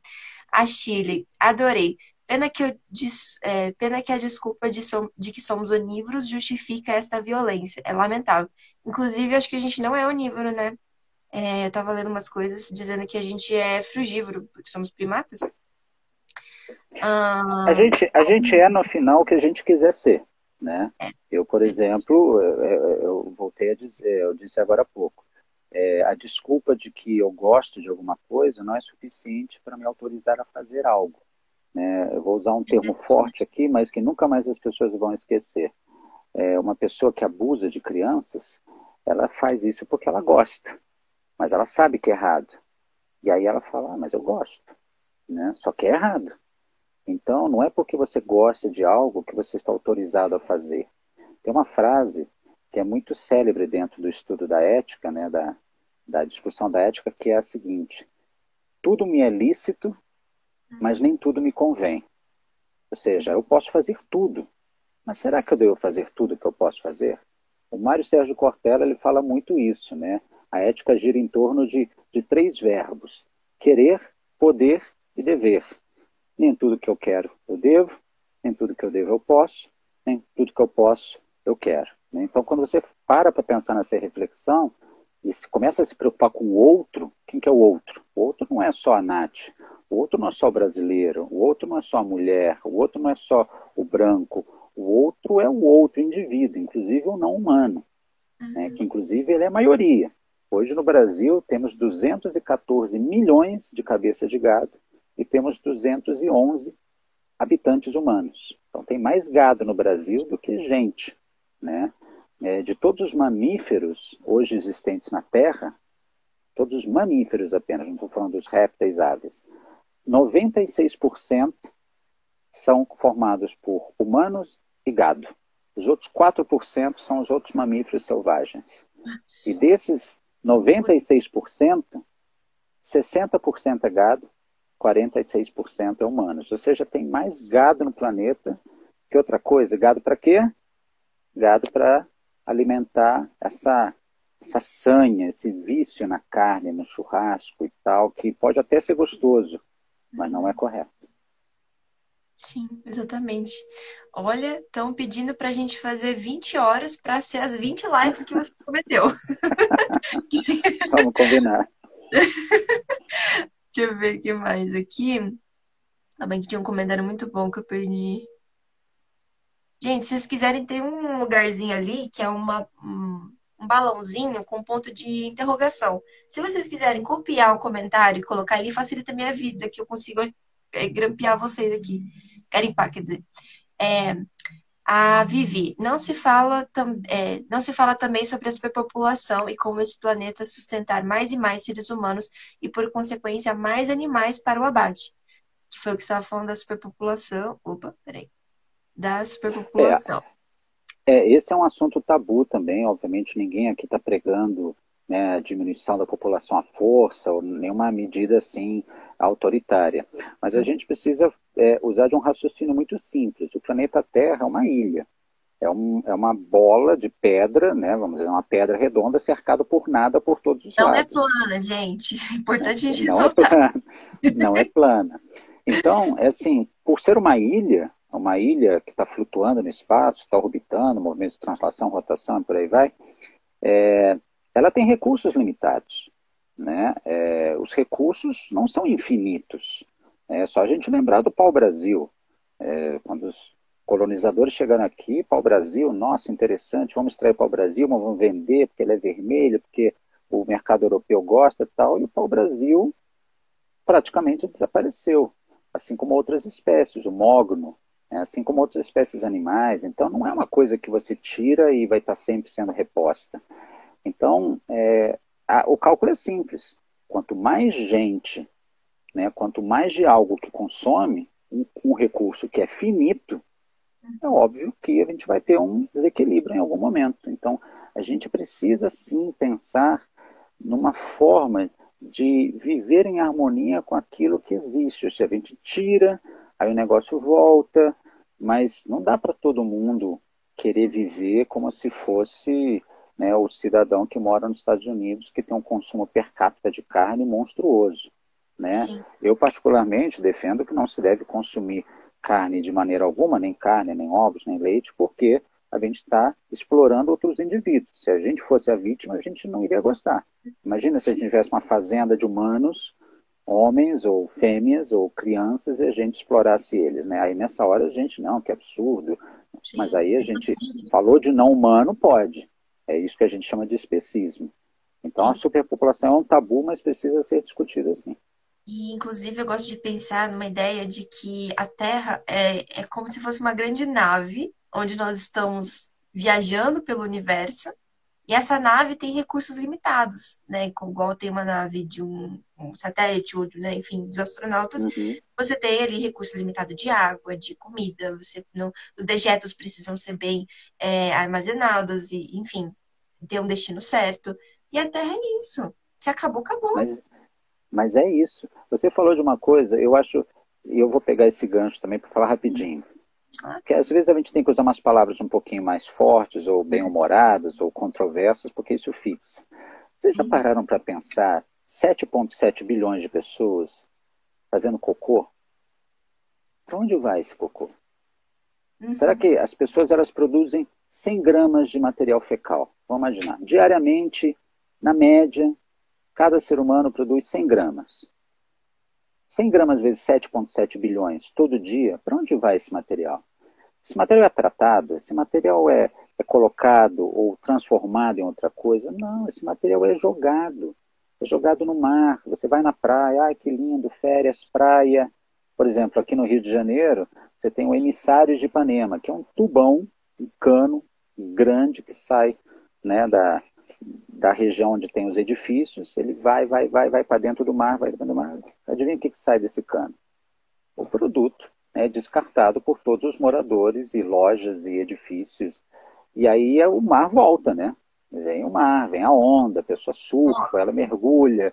Então, eu acho que a gente tem que começar a pensar em tudo aquilo que a gente consome e no que a gente produz. Por exemplo, um boi, um bovino, ele defeca cerca de 30 quilos por dia. E ele urina uns 28 litros de urina. Assim, a gente está falando de números que vão variar, obviamente, da linhagem, da raça. A gente tem 214 milhões de bois no Brasil. E a gente abate por ano em torno de 30, 34 milhões. Esses animais, eles fazem cocô, eles fazem xixi, eles comem, eles arrotam, né, e aí tem a liberação de metano.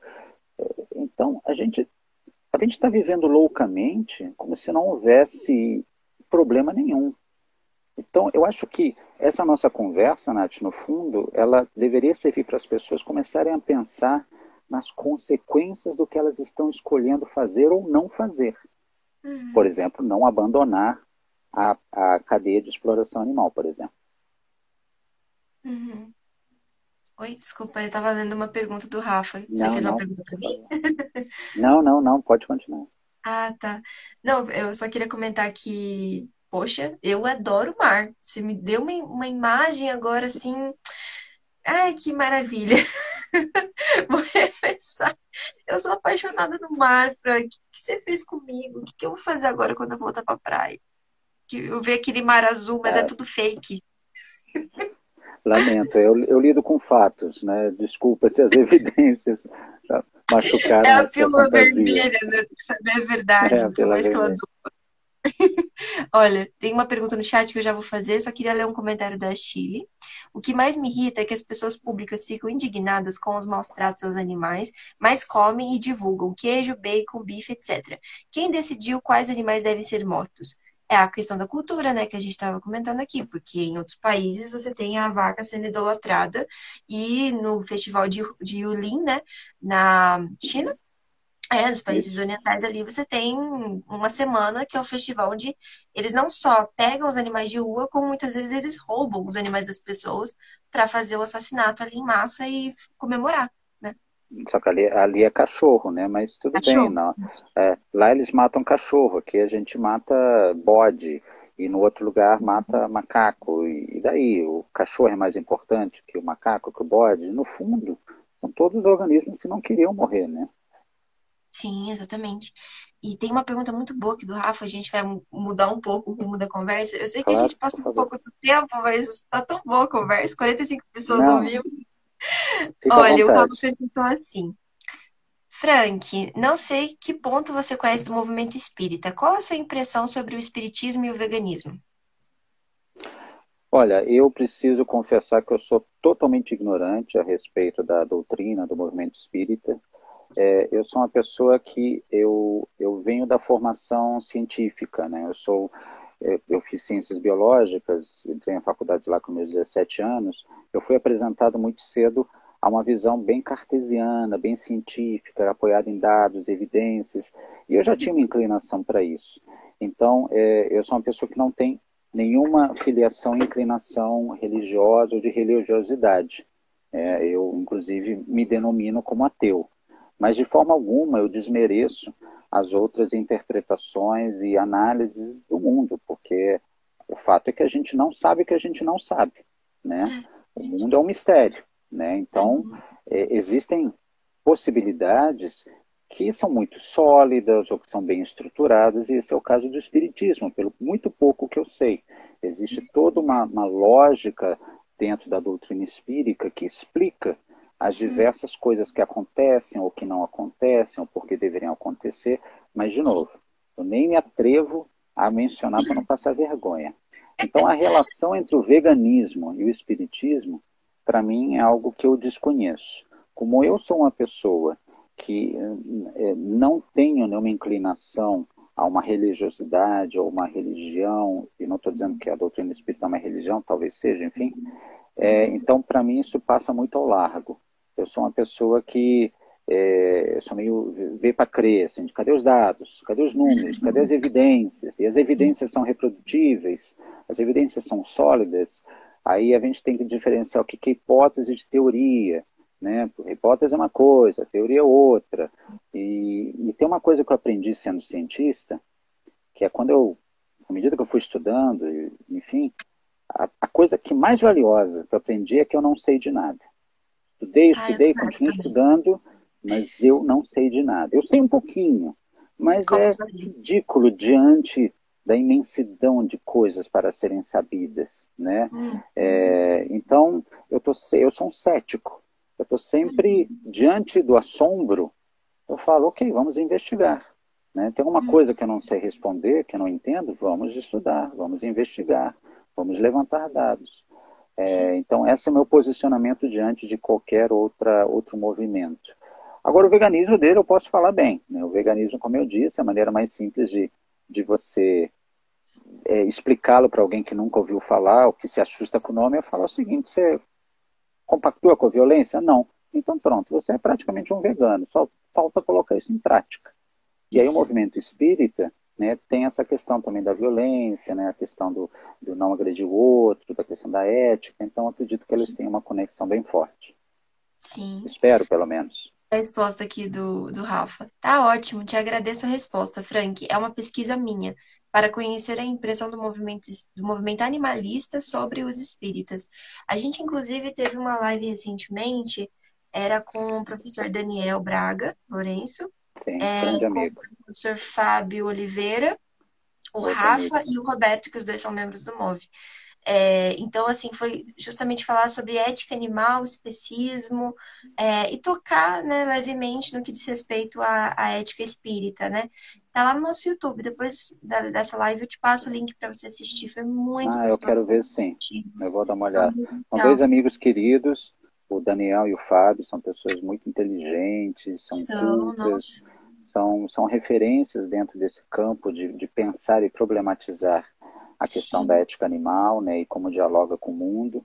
E eu Uhum. vou assistir sim, com muito prazer, tenho certeza que vou aprender bastante. E eu vou até falar pro Roberto, né? Que o Roberto é o da. Eu sou da frente de trabalho das Mov Lives e ele é do Mov Talk, que é no YouTube. Então, chamava, assim, vocês três para fazer uma live novamente, assim, você junto, para com certeza dialogar sobre algum tema. Eu acho que vai ser muito legal. E, assim, só para Show. te dar uma resposta, né? Em relação à visão do Espiritismo e à visão do Mov, nós vemos os animais e todos os não humanos, né? Toda a natureza. Inclusive com os seres humanos, pertencentes a uma mesma cadeia de evolução. Só que cada um está num degrau diferente. Então, de toda a filosofia espírita, né, de todas as obras, a gente extrai que somos um princípio inteligente, né, ou denominado também espírito. E a gente inicia uma caminhada evolutiva lá no átomo. Eu sei que é uma viagem muito louca, mas entenda que a Não, gente também acha meio louco, mas a gente acha bonito. E aí essa caminhada ela começa no átomo, passa pelo reino mineral, onde esse princípio inteligente, esse princípio espiritual, ele aprende na matéria, nesse caso no reino mineral, a como você é, mantém essa matéria estável, sabe? Ele aprende, nesse momento a gente tem poucas informações, obviamente, mas seria algo como estabilidade, força mecânica, algo nesse sentido, porque daí seria importante a próxima etapa, que seria o reino vegetal. O reino vegetal ele já é um ser orgânico, então ali a gente fala que ele já tem uma vitalidade, a gente tem um nome, né, que é chamado de fluido vital, onde esse princípio inteligente já consegue elaborar um fluido vital e animar a matéria do ponto de vista orgânico. E aí, como os vegetais eles não têm consciência, né, não têm sensação de dor, a função do vegetal, né, de aprender na matéria, é justamente aprender percepções de onde que está a luz, de onde que está a umidade do solo. Hoje nós já temos pesquisas, né, mostrando, por exemplo, a questão do micélio, que é uma rede de comunicação bioquímica que tem ali nas raízes de todas as florestas, os ecossistemas, formado por fungos, animais, uhum, bactérias e vegetais, né? E é uma rede muito bonita, porque quando você tem, por exemplo, uma situação em que uma árvore maior está fazendo uma sombra numa árvore menor, ela tem uma comunicação bioquímica para mostrar que essa aqui não está fazendo fotossíntese direito, então essa se inclina, né, faz um movimento uhum. mecânico para que a outra consiga receber uma luz. E tudo isso são processos de aprendizagem na matéria por princípio espiritual. A próxima etapa já é o reino animal. O reino animal também é muito diverso. Você tem animais simples e animais mais complexos, dependendo da espécie, né, que a gente estuda. Você é biólogo, né? Sabe que as esponjas do mar elas são super simples, então elas estão estáticas no fundo do oceano, têm uma experiência limitada, não tem todos os artefatos que os vertebrados têm, por exemplo. E você tem toda uma evolução é baseado nas condições que essa espécie está no planeta. Se ela é um inseto e pode voar, se ela fica estática, se ela já tem um sistema nervoso mais elaborado para conseguir ter determinadas experiências, ser carnívoro, ser herbívoro. A gente sabe que, como um vertebrado, você tem a questão dos ossos para proteger todo o sistema nervoso, que é delicado, ele é complexo. Então, a gente já coloca os vertebrados como mais evoluídos, digamos assim, por já ter passado por Uhum. essas outras experiências. Assim, você vai caminhando até à medida que você vai desenvolvendo órgãos, sensações, ciência, inteligência, sentimentos, né, sentimentos de colaboração, de cooperação, e tudo isso é fundamental para a próxima etapa, que é o do reino nominal, que inclusive é uma crítica que as pessoas às vezes têm com o espiritismo, de achar que o ser humano é colocado de uma maneira superior pela questão espiritual, mas não entendem que, na verdade, é um sinônimo de responsabilidade. A gente, por isso que vem a ética animal espírita.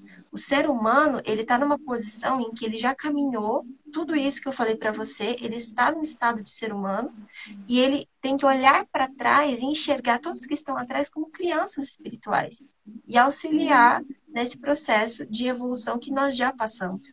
É como realmente um adulto que auxilia uma criança até ela alcançar Entendi. uma maioridade. É mais ou menos essa É, lógica. E aí a gente pode é, optar, né? Escolher entre o bem e o mal, e aí isso interfere, claro. obviamente, no último.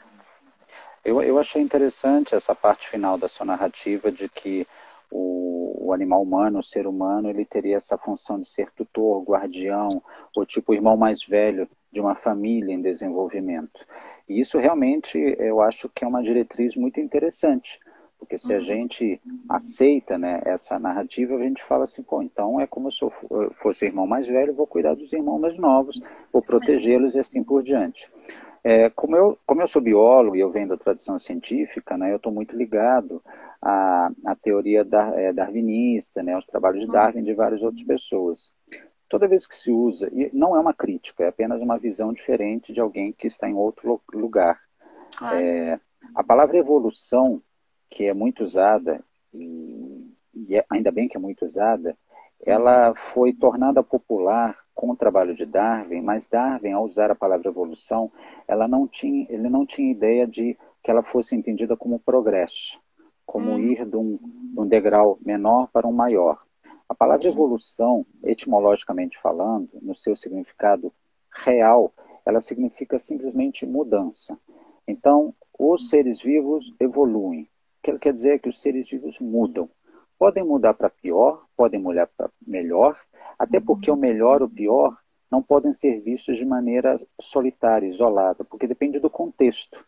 Um animal peludo, num determinado contexto, ele Uhum. pode se dar melhor do que um animal não peludo, mas ele pode Exato. se dar pior do que um animal não peludo. Então, Uhum. as mudanças, a evolução é um traço característico da história da vida, que teria surgido, né, segundo a melhor evidência científica mostra, há 3,6 bilhões de anos neste planeta. O planeta tem 4,6 bilhões de anos, passou 1 bilhão de anos sem nada vivo.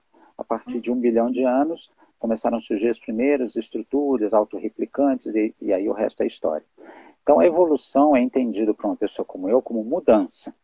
E essa narrativa que você colocou, muito bem explicada, inclusive, ela remete muito aos meus olhos à tradição aristotélica, né, que é a escala natura, que é a ideia Uhum. justamente de que você tem os planos inferiores, as coisas em desenvolvimento, e lá no final, lá em cima, estaria o homem. O problema dessa maneira de enxergar o mundo vivo, de que existe uma hierarquia e que o homem está no topo e o resto está inferior a ele, é que justamente essa posição aristotélica, que depois foi reproduzida e resgatada por Tomás de Aquino, e que é o fundamento, por exemplo, do pensamento cristão, não é uma crítica, mas é apenas uma observação, ela serviu de matriz para várias opressões históricas que existem até hoje. É o branco sobre o negro, é o homem sobre a mulher, é o fulano sobre o beltrano, eu sou superior a você. Então, essa hierarquização em função de atributos que uns têm e outros não têm, em teoria, ela acaba sendo a fundação de uma realidade de muitas violências. Aristóteles, claro, quando ele estava descrevendo o mundo, catalogando, era aquilo que ele podia entender naquela época, né? Hegel já dizia, o homem é espírito, o homem é fruto do seu tempo. Então, obviamente, uma pessoa do século XVII pensava no mundo do século XVII. Uma pessoa 2000 anos antes de Cristo, né, na Grécia Antiga, pensava com as coisas que eram disponíveis, né, acessíveis a ela. Então, tudo bem. Mas hoje, diante daquilo que nós sabemos um pouquinho mais do que se sabia há 100 anos atrás, a gente consegue entender que, na verdade, todos os organismos têm atributos peculiares. Isso não faz deles melhores ou mais aptos ou mais capacitados que os outros. Eu vou dar um exemplo. Por exemplo, nós temos habilidades sensacionais, né? Nós somos animais que desenvolvem, criam ferramentas. Essa é uma das nossas grandes habilidades. Nós somos animais que imaginam. Agora, será que os outros animais não imaginam, não contam histórias? Será que os outros animais não produzem ferramentas? Ou será que eles fazem isso de um jeito diferente? E se fizerem de um jeito diferente, isso significa que eles são inferiores a nós? Eu vou dar um exemplo. O morcego é um mamífero. Algumas espécies de morcego têm uma visão muito prejudicada, eles não enxergam muito bem, mas os morcegos têm, de uma maneira assim, tradicional, só para que o público entenda, uma capacidade auditiva fenomenal. Eles têm umas orelhas grandes e eles veem o mundo através da audição. Eles enxergam o mundo pela audição. Como? O morcego ele emite um ruído muito ultrassônico, né, de uma frequência muito alta, que a gente mal ouve. Esse som ele é assobiado por ele o tempo todo enquanto ele está voando, bate na árvore, bate na parede e volta. E quando volta, ele com as suas orelhas grandes, ele recebe e aí ele consegue se localizar dizendo, opa, tem uma parede a 10 metros, tem uma árvore aqui a 2 metros, e aí ele consegue voar na escuridão com uma visão deficitária, mas enxergando com a audição, com os ouvidos. Imagina o que é você viver num mundo enxergando com audição. Imagina, por exemplo, que você faz a experiência em casa, fecha os olhos e caminha na sua casa, que você conhece. Você vai esbarrar. Vai esbarrar na mesa, vai esbarrar na cadeira, não vai se machucar, porque afinal se conhece. Agora o morcego não. O morcego ele está num local que ele não conhece, voando a alta velocidade, no escuro, e ele enxerga com os ouvidos. Como é que será que é a mente de um morcego? Quais são as emoções que o morcego tem? Como é que é a visão de mundo do morcego? Então, como a gente não consegue entrar na cabeça de um morcego, na cabeça de um golfinho, na cabeça de um elefante, na cabeça de um cachorro, na cabeça de um peixe, fica muito complicado que a gente assuma que eles são inferiores em uma série de atributos que nós nos consideramos superiores. Porque talvez, olhando desse prisma, os animais sejam muito superiores a nós, por exemplo, porque eles não precisam do dinheiro, eles não precisam, né, travar relações comerciais e ter posses, né? Os animais não precisam ter o sapato da moda, os animais não precisam, de repente, fazer várias coisas que nós fazemos. Então, essa visão de superior e inferior, ela é válida para algumas coisas, né? Um animal que corre mais rápido que o outro, ele é superior em velocidade ao outro que não corre tanto. Mas a questão é, será que elas são significativas para que nós tenhamos consideração moral diferenciada? O boi, ele não sabe compor uma sinfonia, mas o boi, ele sabe ter sensações sobre o mundo que eu não tenho. Os elefantes, por exemplo, eles sentem os tremores de terra muito antes que os nossos equipamentos, por isso que eles migram. Normalmente, quando eles sentem um tsunami vindo, tal, eles têm habilidades que nós não vamos ter nunca. A gente teve que inventar uma máquina para voar, chamada avião. E um passarinho, ele nasce com aquele equipamento, ele não vai para um curso de aviação, ele pula de uma árvore e ele está voando. Quem é que ensinou o passarinho a fazer um ninho? Quem é que ensinou o passarinho a voar? Então, todos temos atributos fantásticos. A questão é, colocá-los entre superior e inferior para justificar uma conduta moral, uma reflexão ética, talvez seja complicado. Mas fora isso, o que você falou, nossa, eu achei muito bom, porque se as pessoas que têm uma aproximação com o movimento espírito enxergarem como vocês estão falando, melhor dos mundos. Que as Esse é pessoas o vão trabalho do ter MOV. uma conduta, fantástico, que as Uhum, pessoas vão ter uma conduta de respeito, de uhum, acolhimento, de compaixão, de solidariedade, né, uhum. de fraternidade com os seus irmãos menores. Então tá Sim. ótimo. E até, Frank, eu te convido a você conhecer. Recentemente, a gente fez uma parceria com o maior órgão do movimento espírita, digamos assim, que é a Federação Espírita Brasileira. Opa, E a gente fez um ano de trabalho com eles, desenvolvemos um opúsculo, que é um tipo um livreto, né, que tem de distribuição gratuita nas casas espíritas.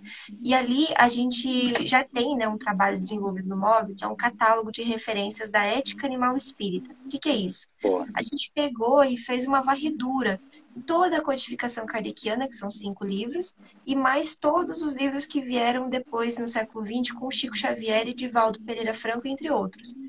Só o Chico, por exemplo, tem 400 livros psicografados, então são diversos espíritos que vieram através da comunicação do Chico. E aí a gente tem essas obras que são clássicas, tem alguns espíritos que são muito conhecidos, e a gente achou mais de 200, se não me engano, a gente está em 206 referências dos espíritos falando diretamente sobre essa responsabilidade que temos que ter em relação aos legal. animais não humanos. E aí, a partir desse material que a gente já tinha, a gente montou esse opúsculo, que são mais ou menos são 60 referências, organizadas em 3 blocos. Pela vida animal, pela terra, né, pelo planeta e pelo vegetarianismo. E aí vai ser uma coisa assim, que a gente ainda, por enquanto, está só em PDF, né? E algumas vezes, quando a pessoa compra um livro diretamente na editora, recebe o opúsculo, mas a gente pretende, com a volta do presencial, que isso seja distribuído gratuitamente em todas Que as bom. federativas dos estados. Então, é simplesmente fazer com que o espírita saiba o que a própria doutrina espírita fala. Para a gente, por Legal. exemplo, não ter mais comercialização de produtos de origem animal dentro da casa espírita, que é uma coisa inadmissível. Não deveria, não É, é coerente, sabe? E é, aí, só para complementar minha fala, o Rafa disse o seguinte: defendemos no MOV que na hierarquia espírita o superior não existe para dominar o inferior, que é diferente da hierarquia aristotélica, que foi o que eu falei para ok, você. A gente ok. entende que todos nós derivamos de uma mesma emanação, sabe? É como um Uhum. humano, né? Todos nós somos humanos, só que tem humanos que são mais velhos e humanos que são crianças, e nem por isso um humano adulto é mais importante e deve dominar sobre uma criança que precisa de tutela, Ótimo. né? Precisa de orientação. Não, ótimo isso. Murilo, cada espécie com habilidades específicas forma um conjunto harmônico onde o ser humano é apenas uma nota dessa sinfonia divina. Murilo, ele é membro do MOV, ele tem umas tiradas assim muito boas. Mas é verdade o que o Murilo falou, né? A gente tem catalogadas, conhecidas pela nossa tradição Ah, científica, e o 1, único, desculpa, e o ah, único que não, está tocando fora do compasso. Olha que interessante. Muito bom. muito bom. Eu tenho uma fala parecida, né? Assim, desde que a tradição de catalogar os seres vivos surgiu, já com Linné, um pouquinho antes dele, nós temos hoje 1.200.000.000 de espécies catalogadas, sem falar os micro-organismos. Uhum, Estima-se que tenhamos um total de 8,7 milhões de espécies uhum, existentes. Muitas delas a gente ainda não conhece, né? A gente sempre descoberto mais 3 novas espécies de perereca lá na floresta amazônica. Tem muito bicho que bicho e planta e enfim, fungo, que a gente não vai conhecer porque a gente está destruindo antes de conhecer. uhum, Então, o Murilo ele está correto. Nós somos apenas um no meio de vários. E a outra história que ele falou da nota da sinfonia volta àquela história do planeta Terra. O planeta Terra é um condomínio, né? E tem vários moradores. Nós somos o condômino que fica fazendo barulho depois das 10 horas da noite, que joga o lixo no corredor, né, que arranja briga com o porteiro, com o vizinho. E os outros condôminos estão falando, mas quem é essa galera? Né? Então eu também brinco com essa história. A gente é o morador do condomínio que está destoando, né, que está causando intranquilidade no resto do condomínio, do bloco. perfeito, Frank, é isso mesmo. E deixa eu só ver uma coisa aqui. A Toca dos Lobos também é a Andrea, né? Ela é membro do Móvel. Ela falou assim: a doutrina espírita nos ensina justamente o que o Frank tão bem colocou, que temos a responsabilidade de zelar pelo planeta. É a gente, assim, no fundo, a gente está falando a mesma coisa, talvez com palavras diferentes, mas com a Uhum. mesma intenção, em ambientes diferentes, né? Tentando chegar cada vez mais nas pessoas. Então, uma coisa que a, a doutora Irvênia Prada me fala muito, e a doutora Vânia Plaza Nunes também, são duas Conheço as duas, referências são para mim, ótimas pessoas, gosto delas. perfeitas, né? Muito lindas. Elas falam muito para mim o quanto elas fazem, né, os pareceres técnicos e levam para Brasília, né, através do Fórum Nacional de Proteção e Defesa Animal.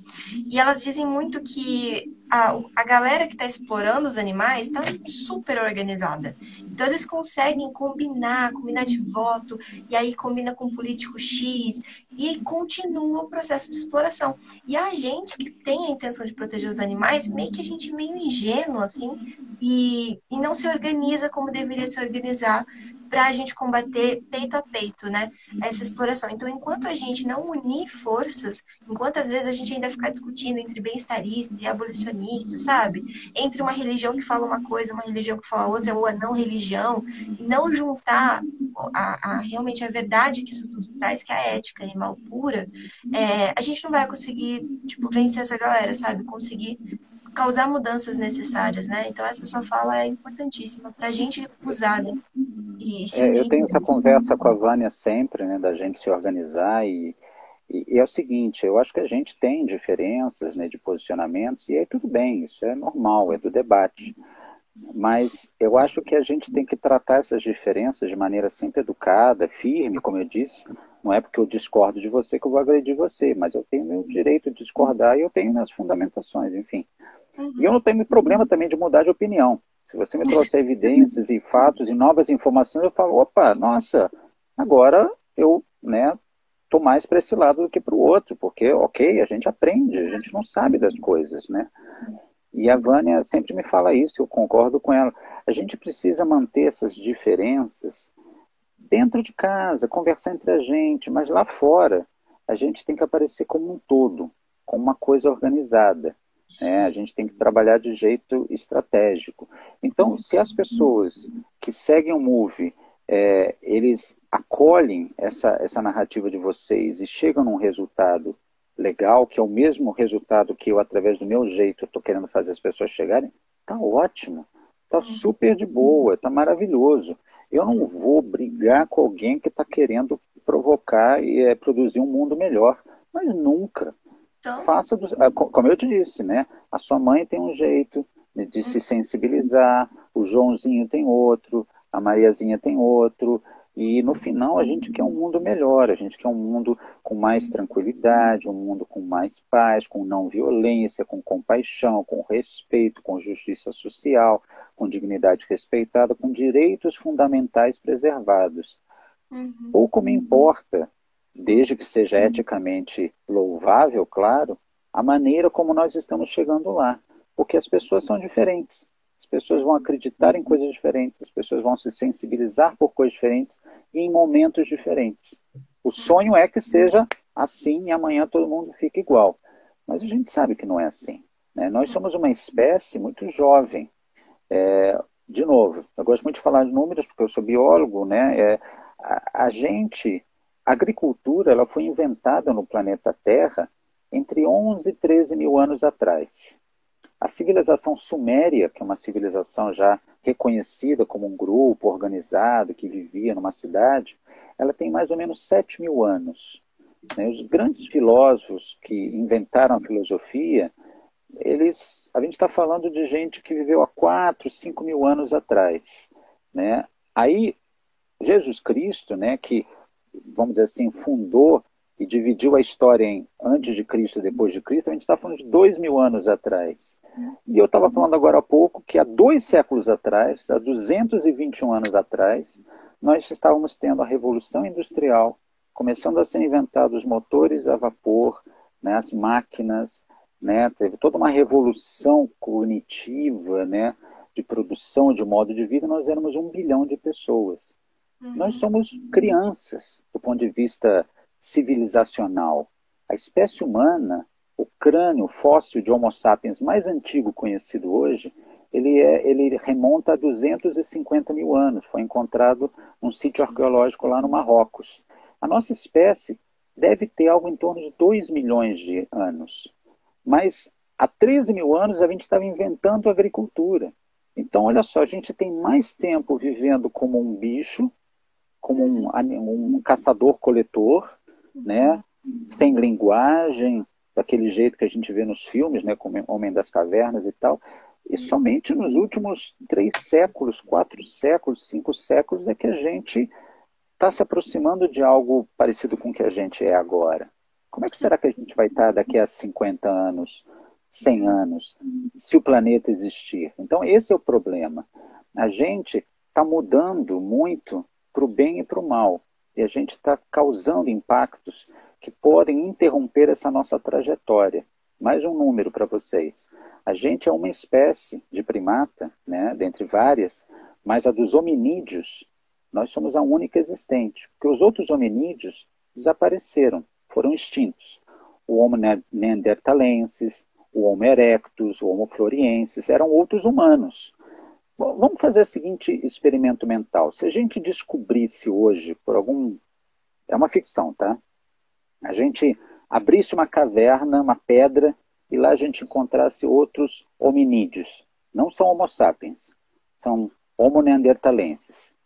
E a gente visse eles. Eles são muito parecidos com a gente, né? Com suas peculiaridades. Será que a gente trataria eles como a gente trata os bois? Trata os porcos? Será que a gente fazia experimentação científica neles?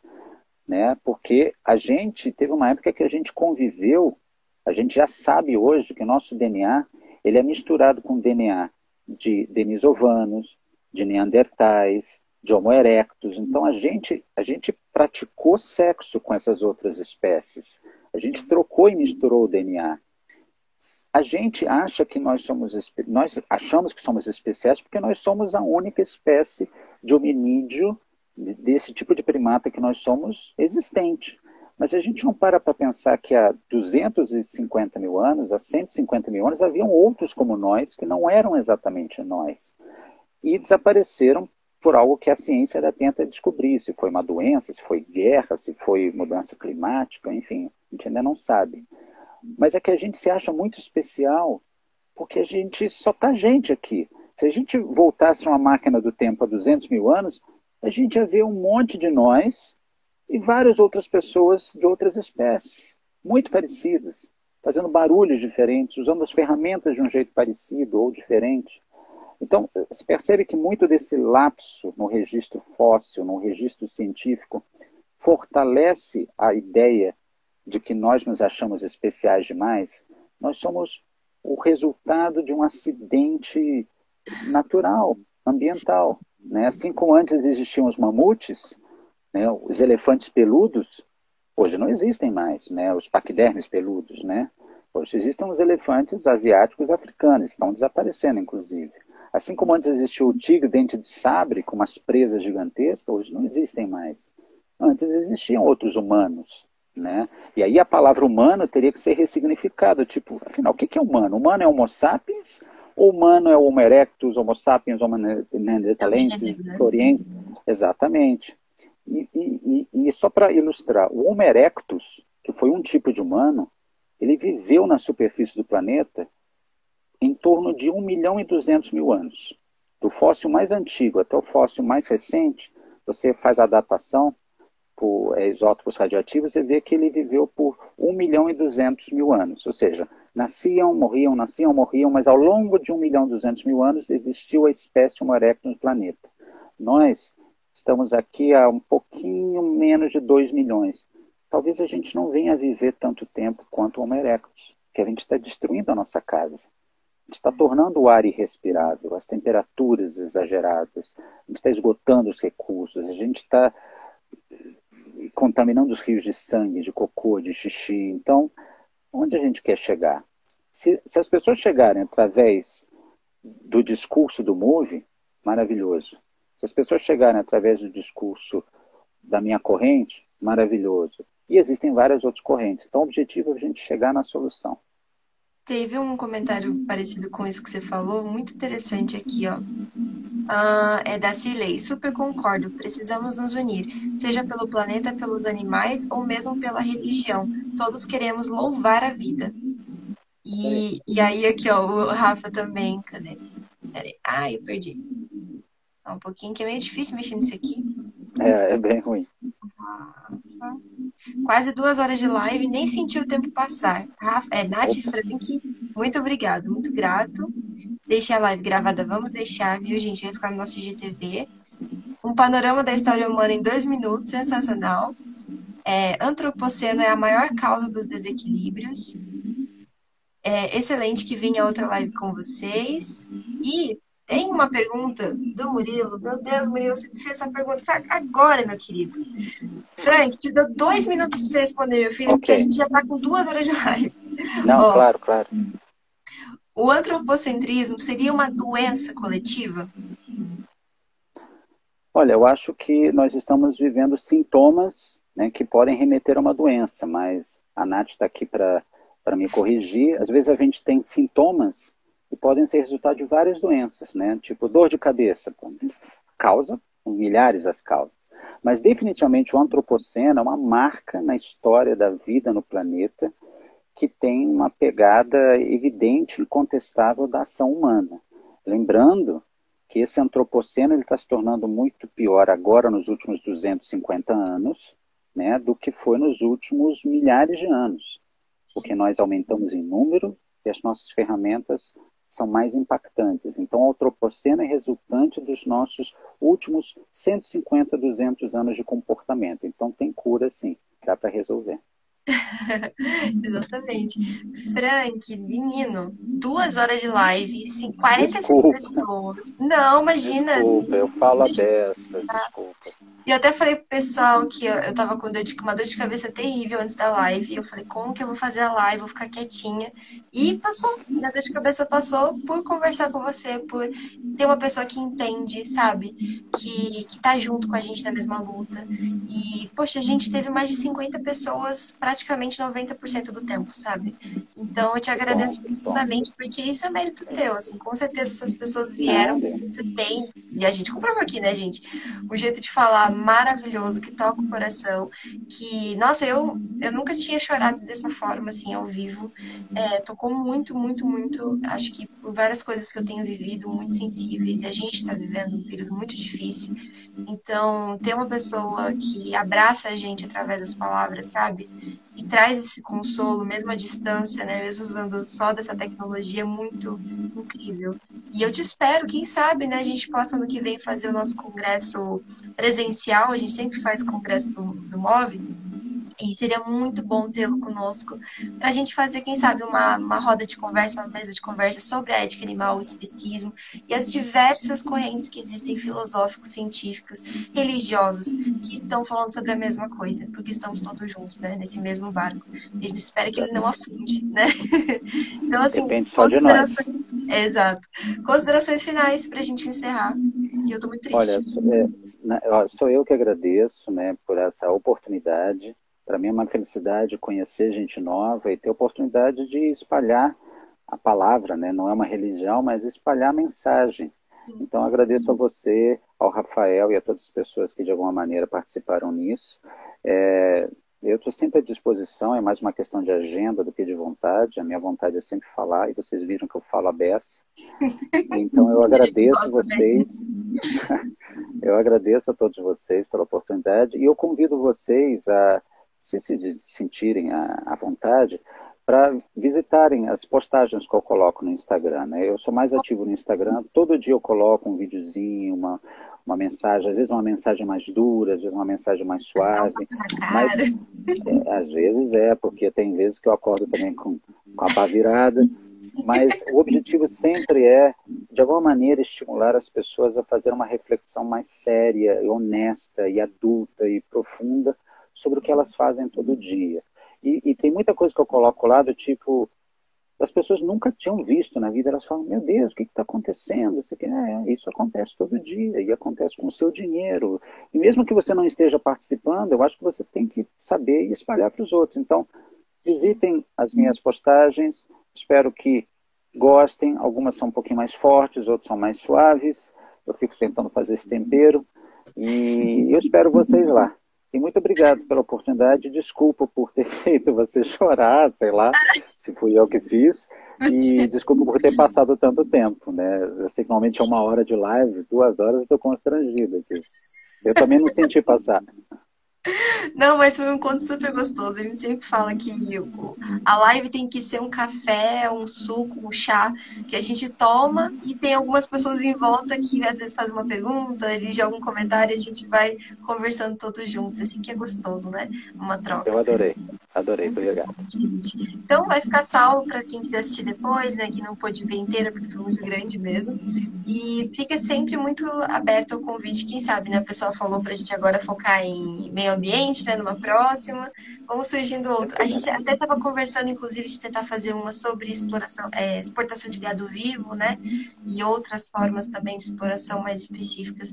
Vai ser muito bom. Obrigada, viu? Uma Vou dar ótima noite para você. um spoiler que eu não posso dar, mas eu acredito que nos próximos dias esse assunto de exportação de animais vivos venha ocupar as manchetes, então fiquem alertas. Ixi, Maria. Então vamos ver. Quem Tá sabe bom? já não fica uma próxima para esse ano ainda, né? Vamos estudar. Tá bom? Então tá bom. Tchau, tchau, gente. Uma ótima semana, uma boa noite para todos. Fiquem com Deus. Muito obrigada. Tchau, tchau. Boa noite, obrigado. Tchau, tchau.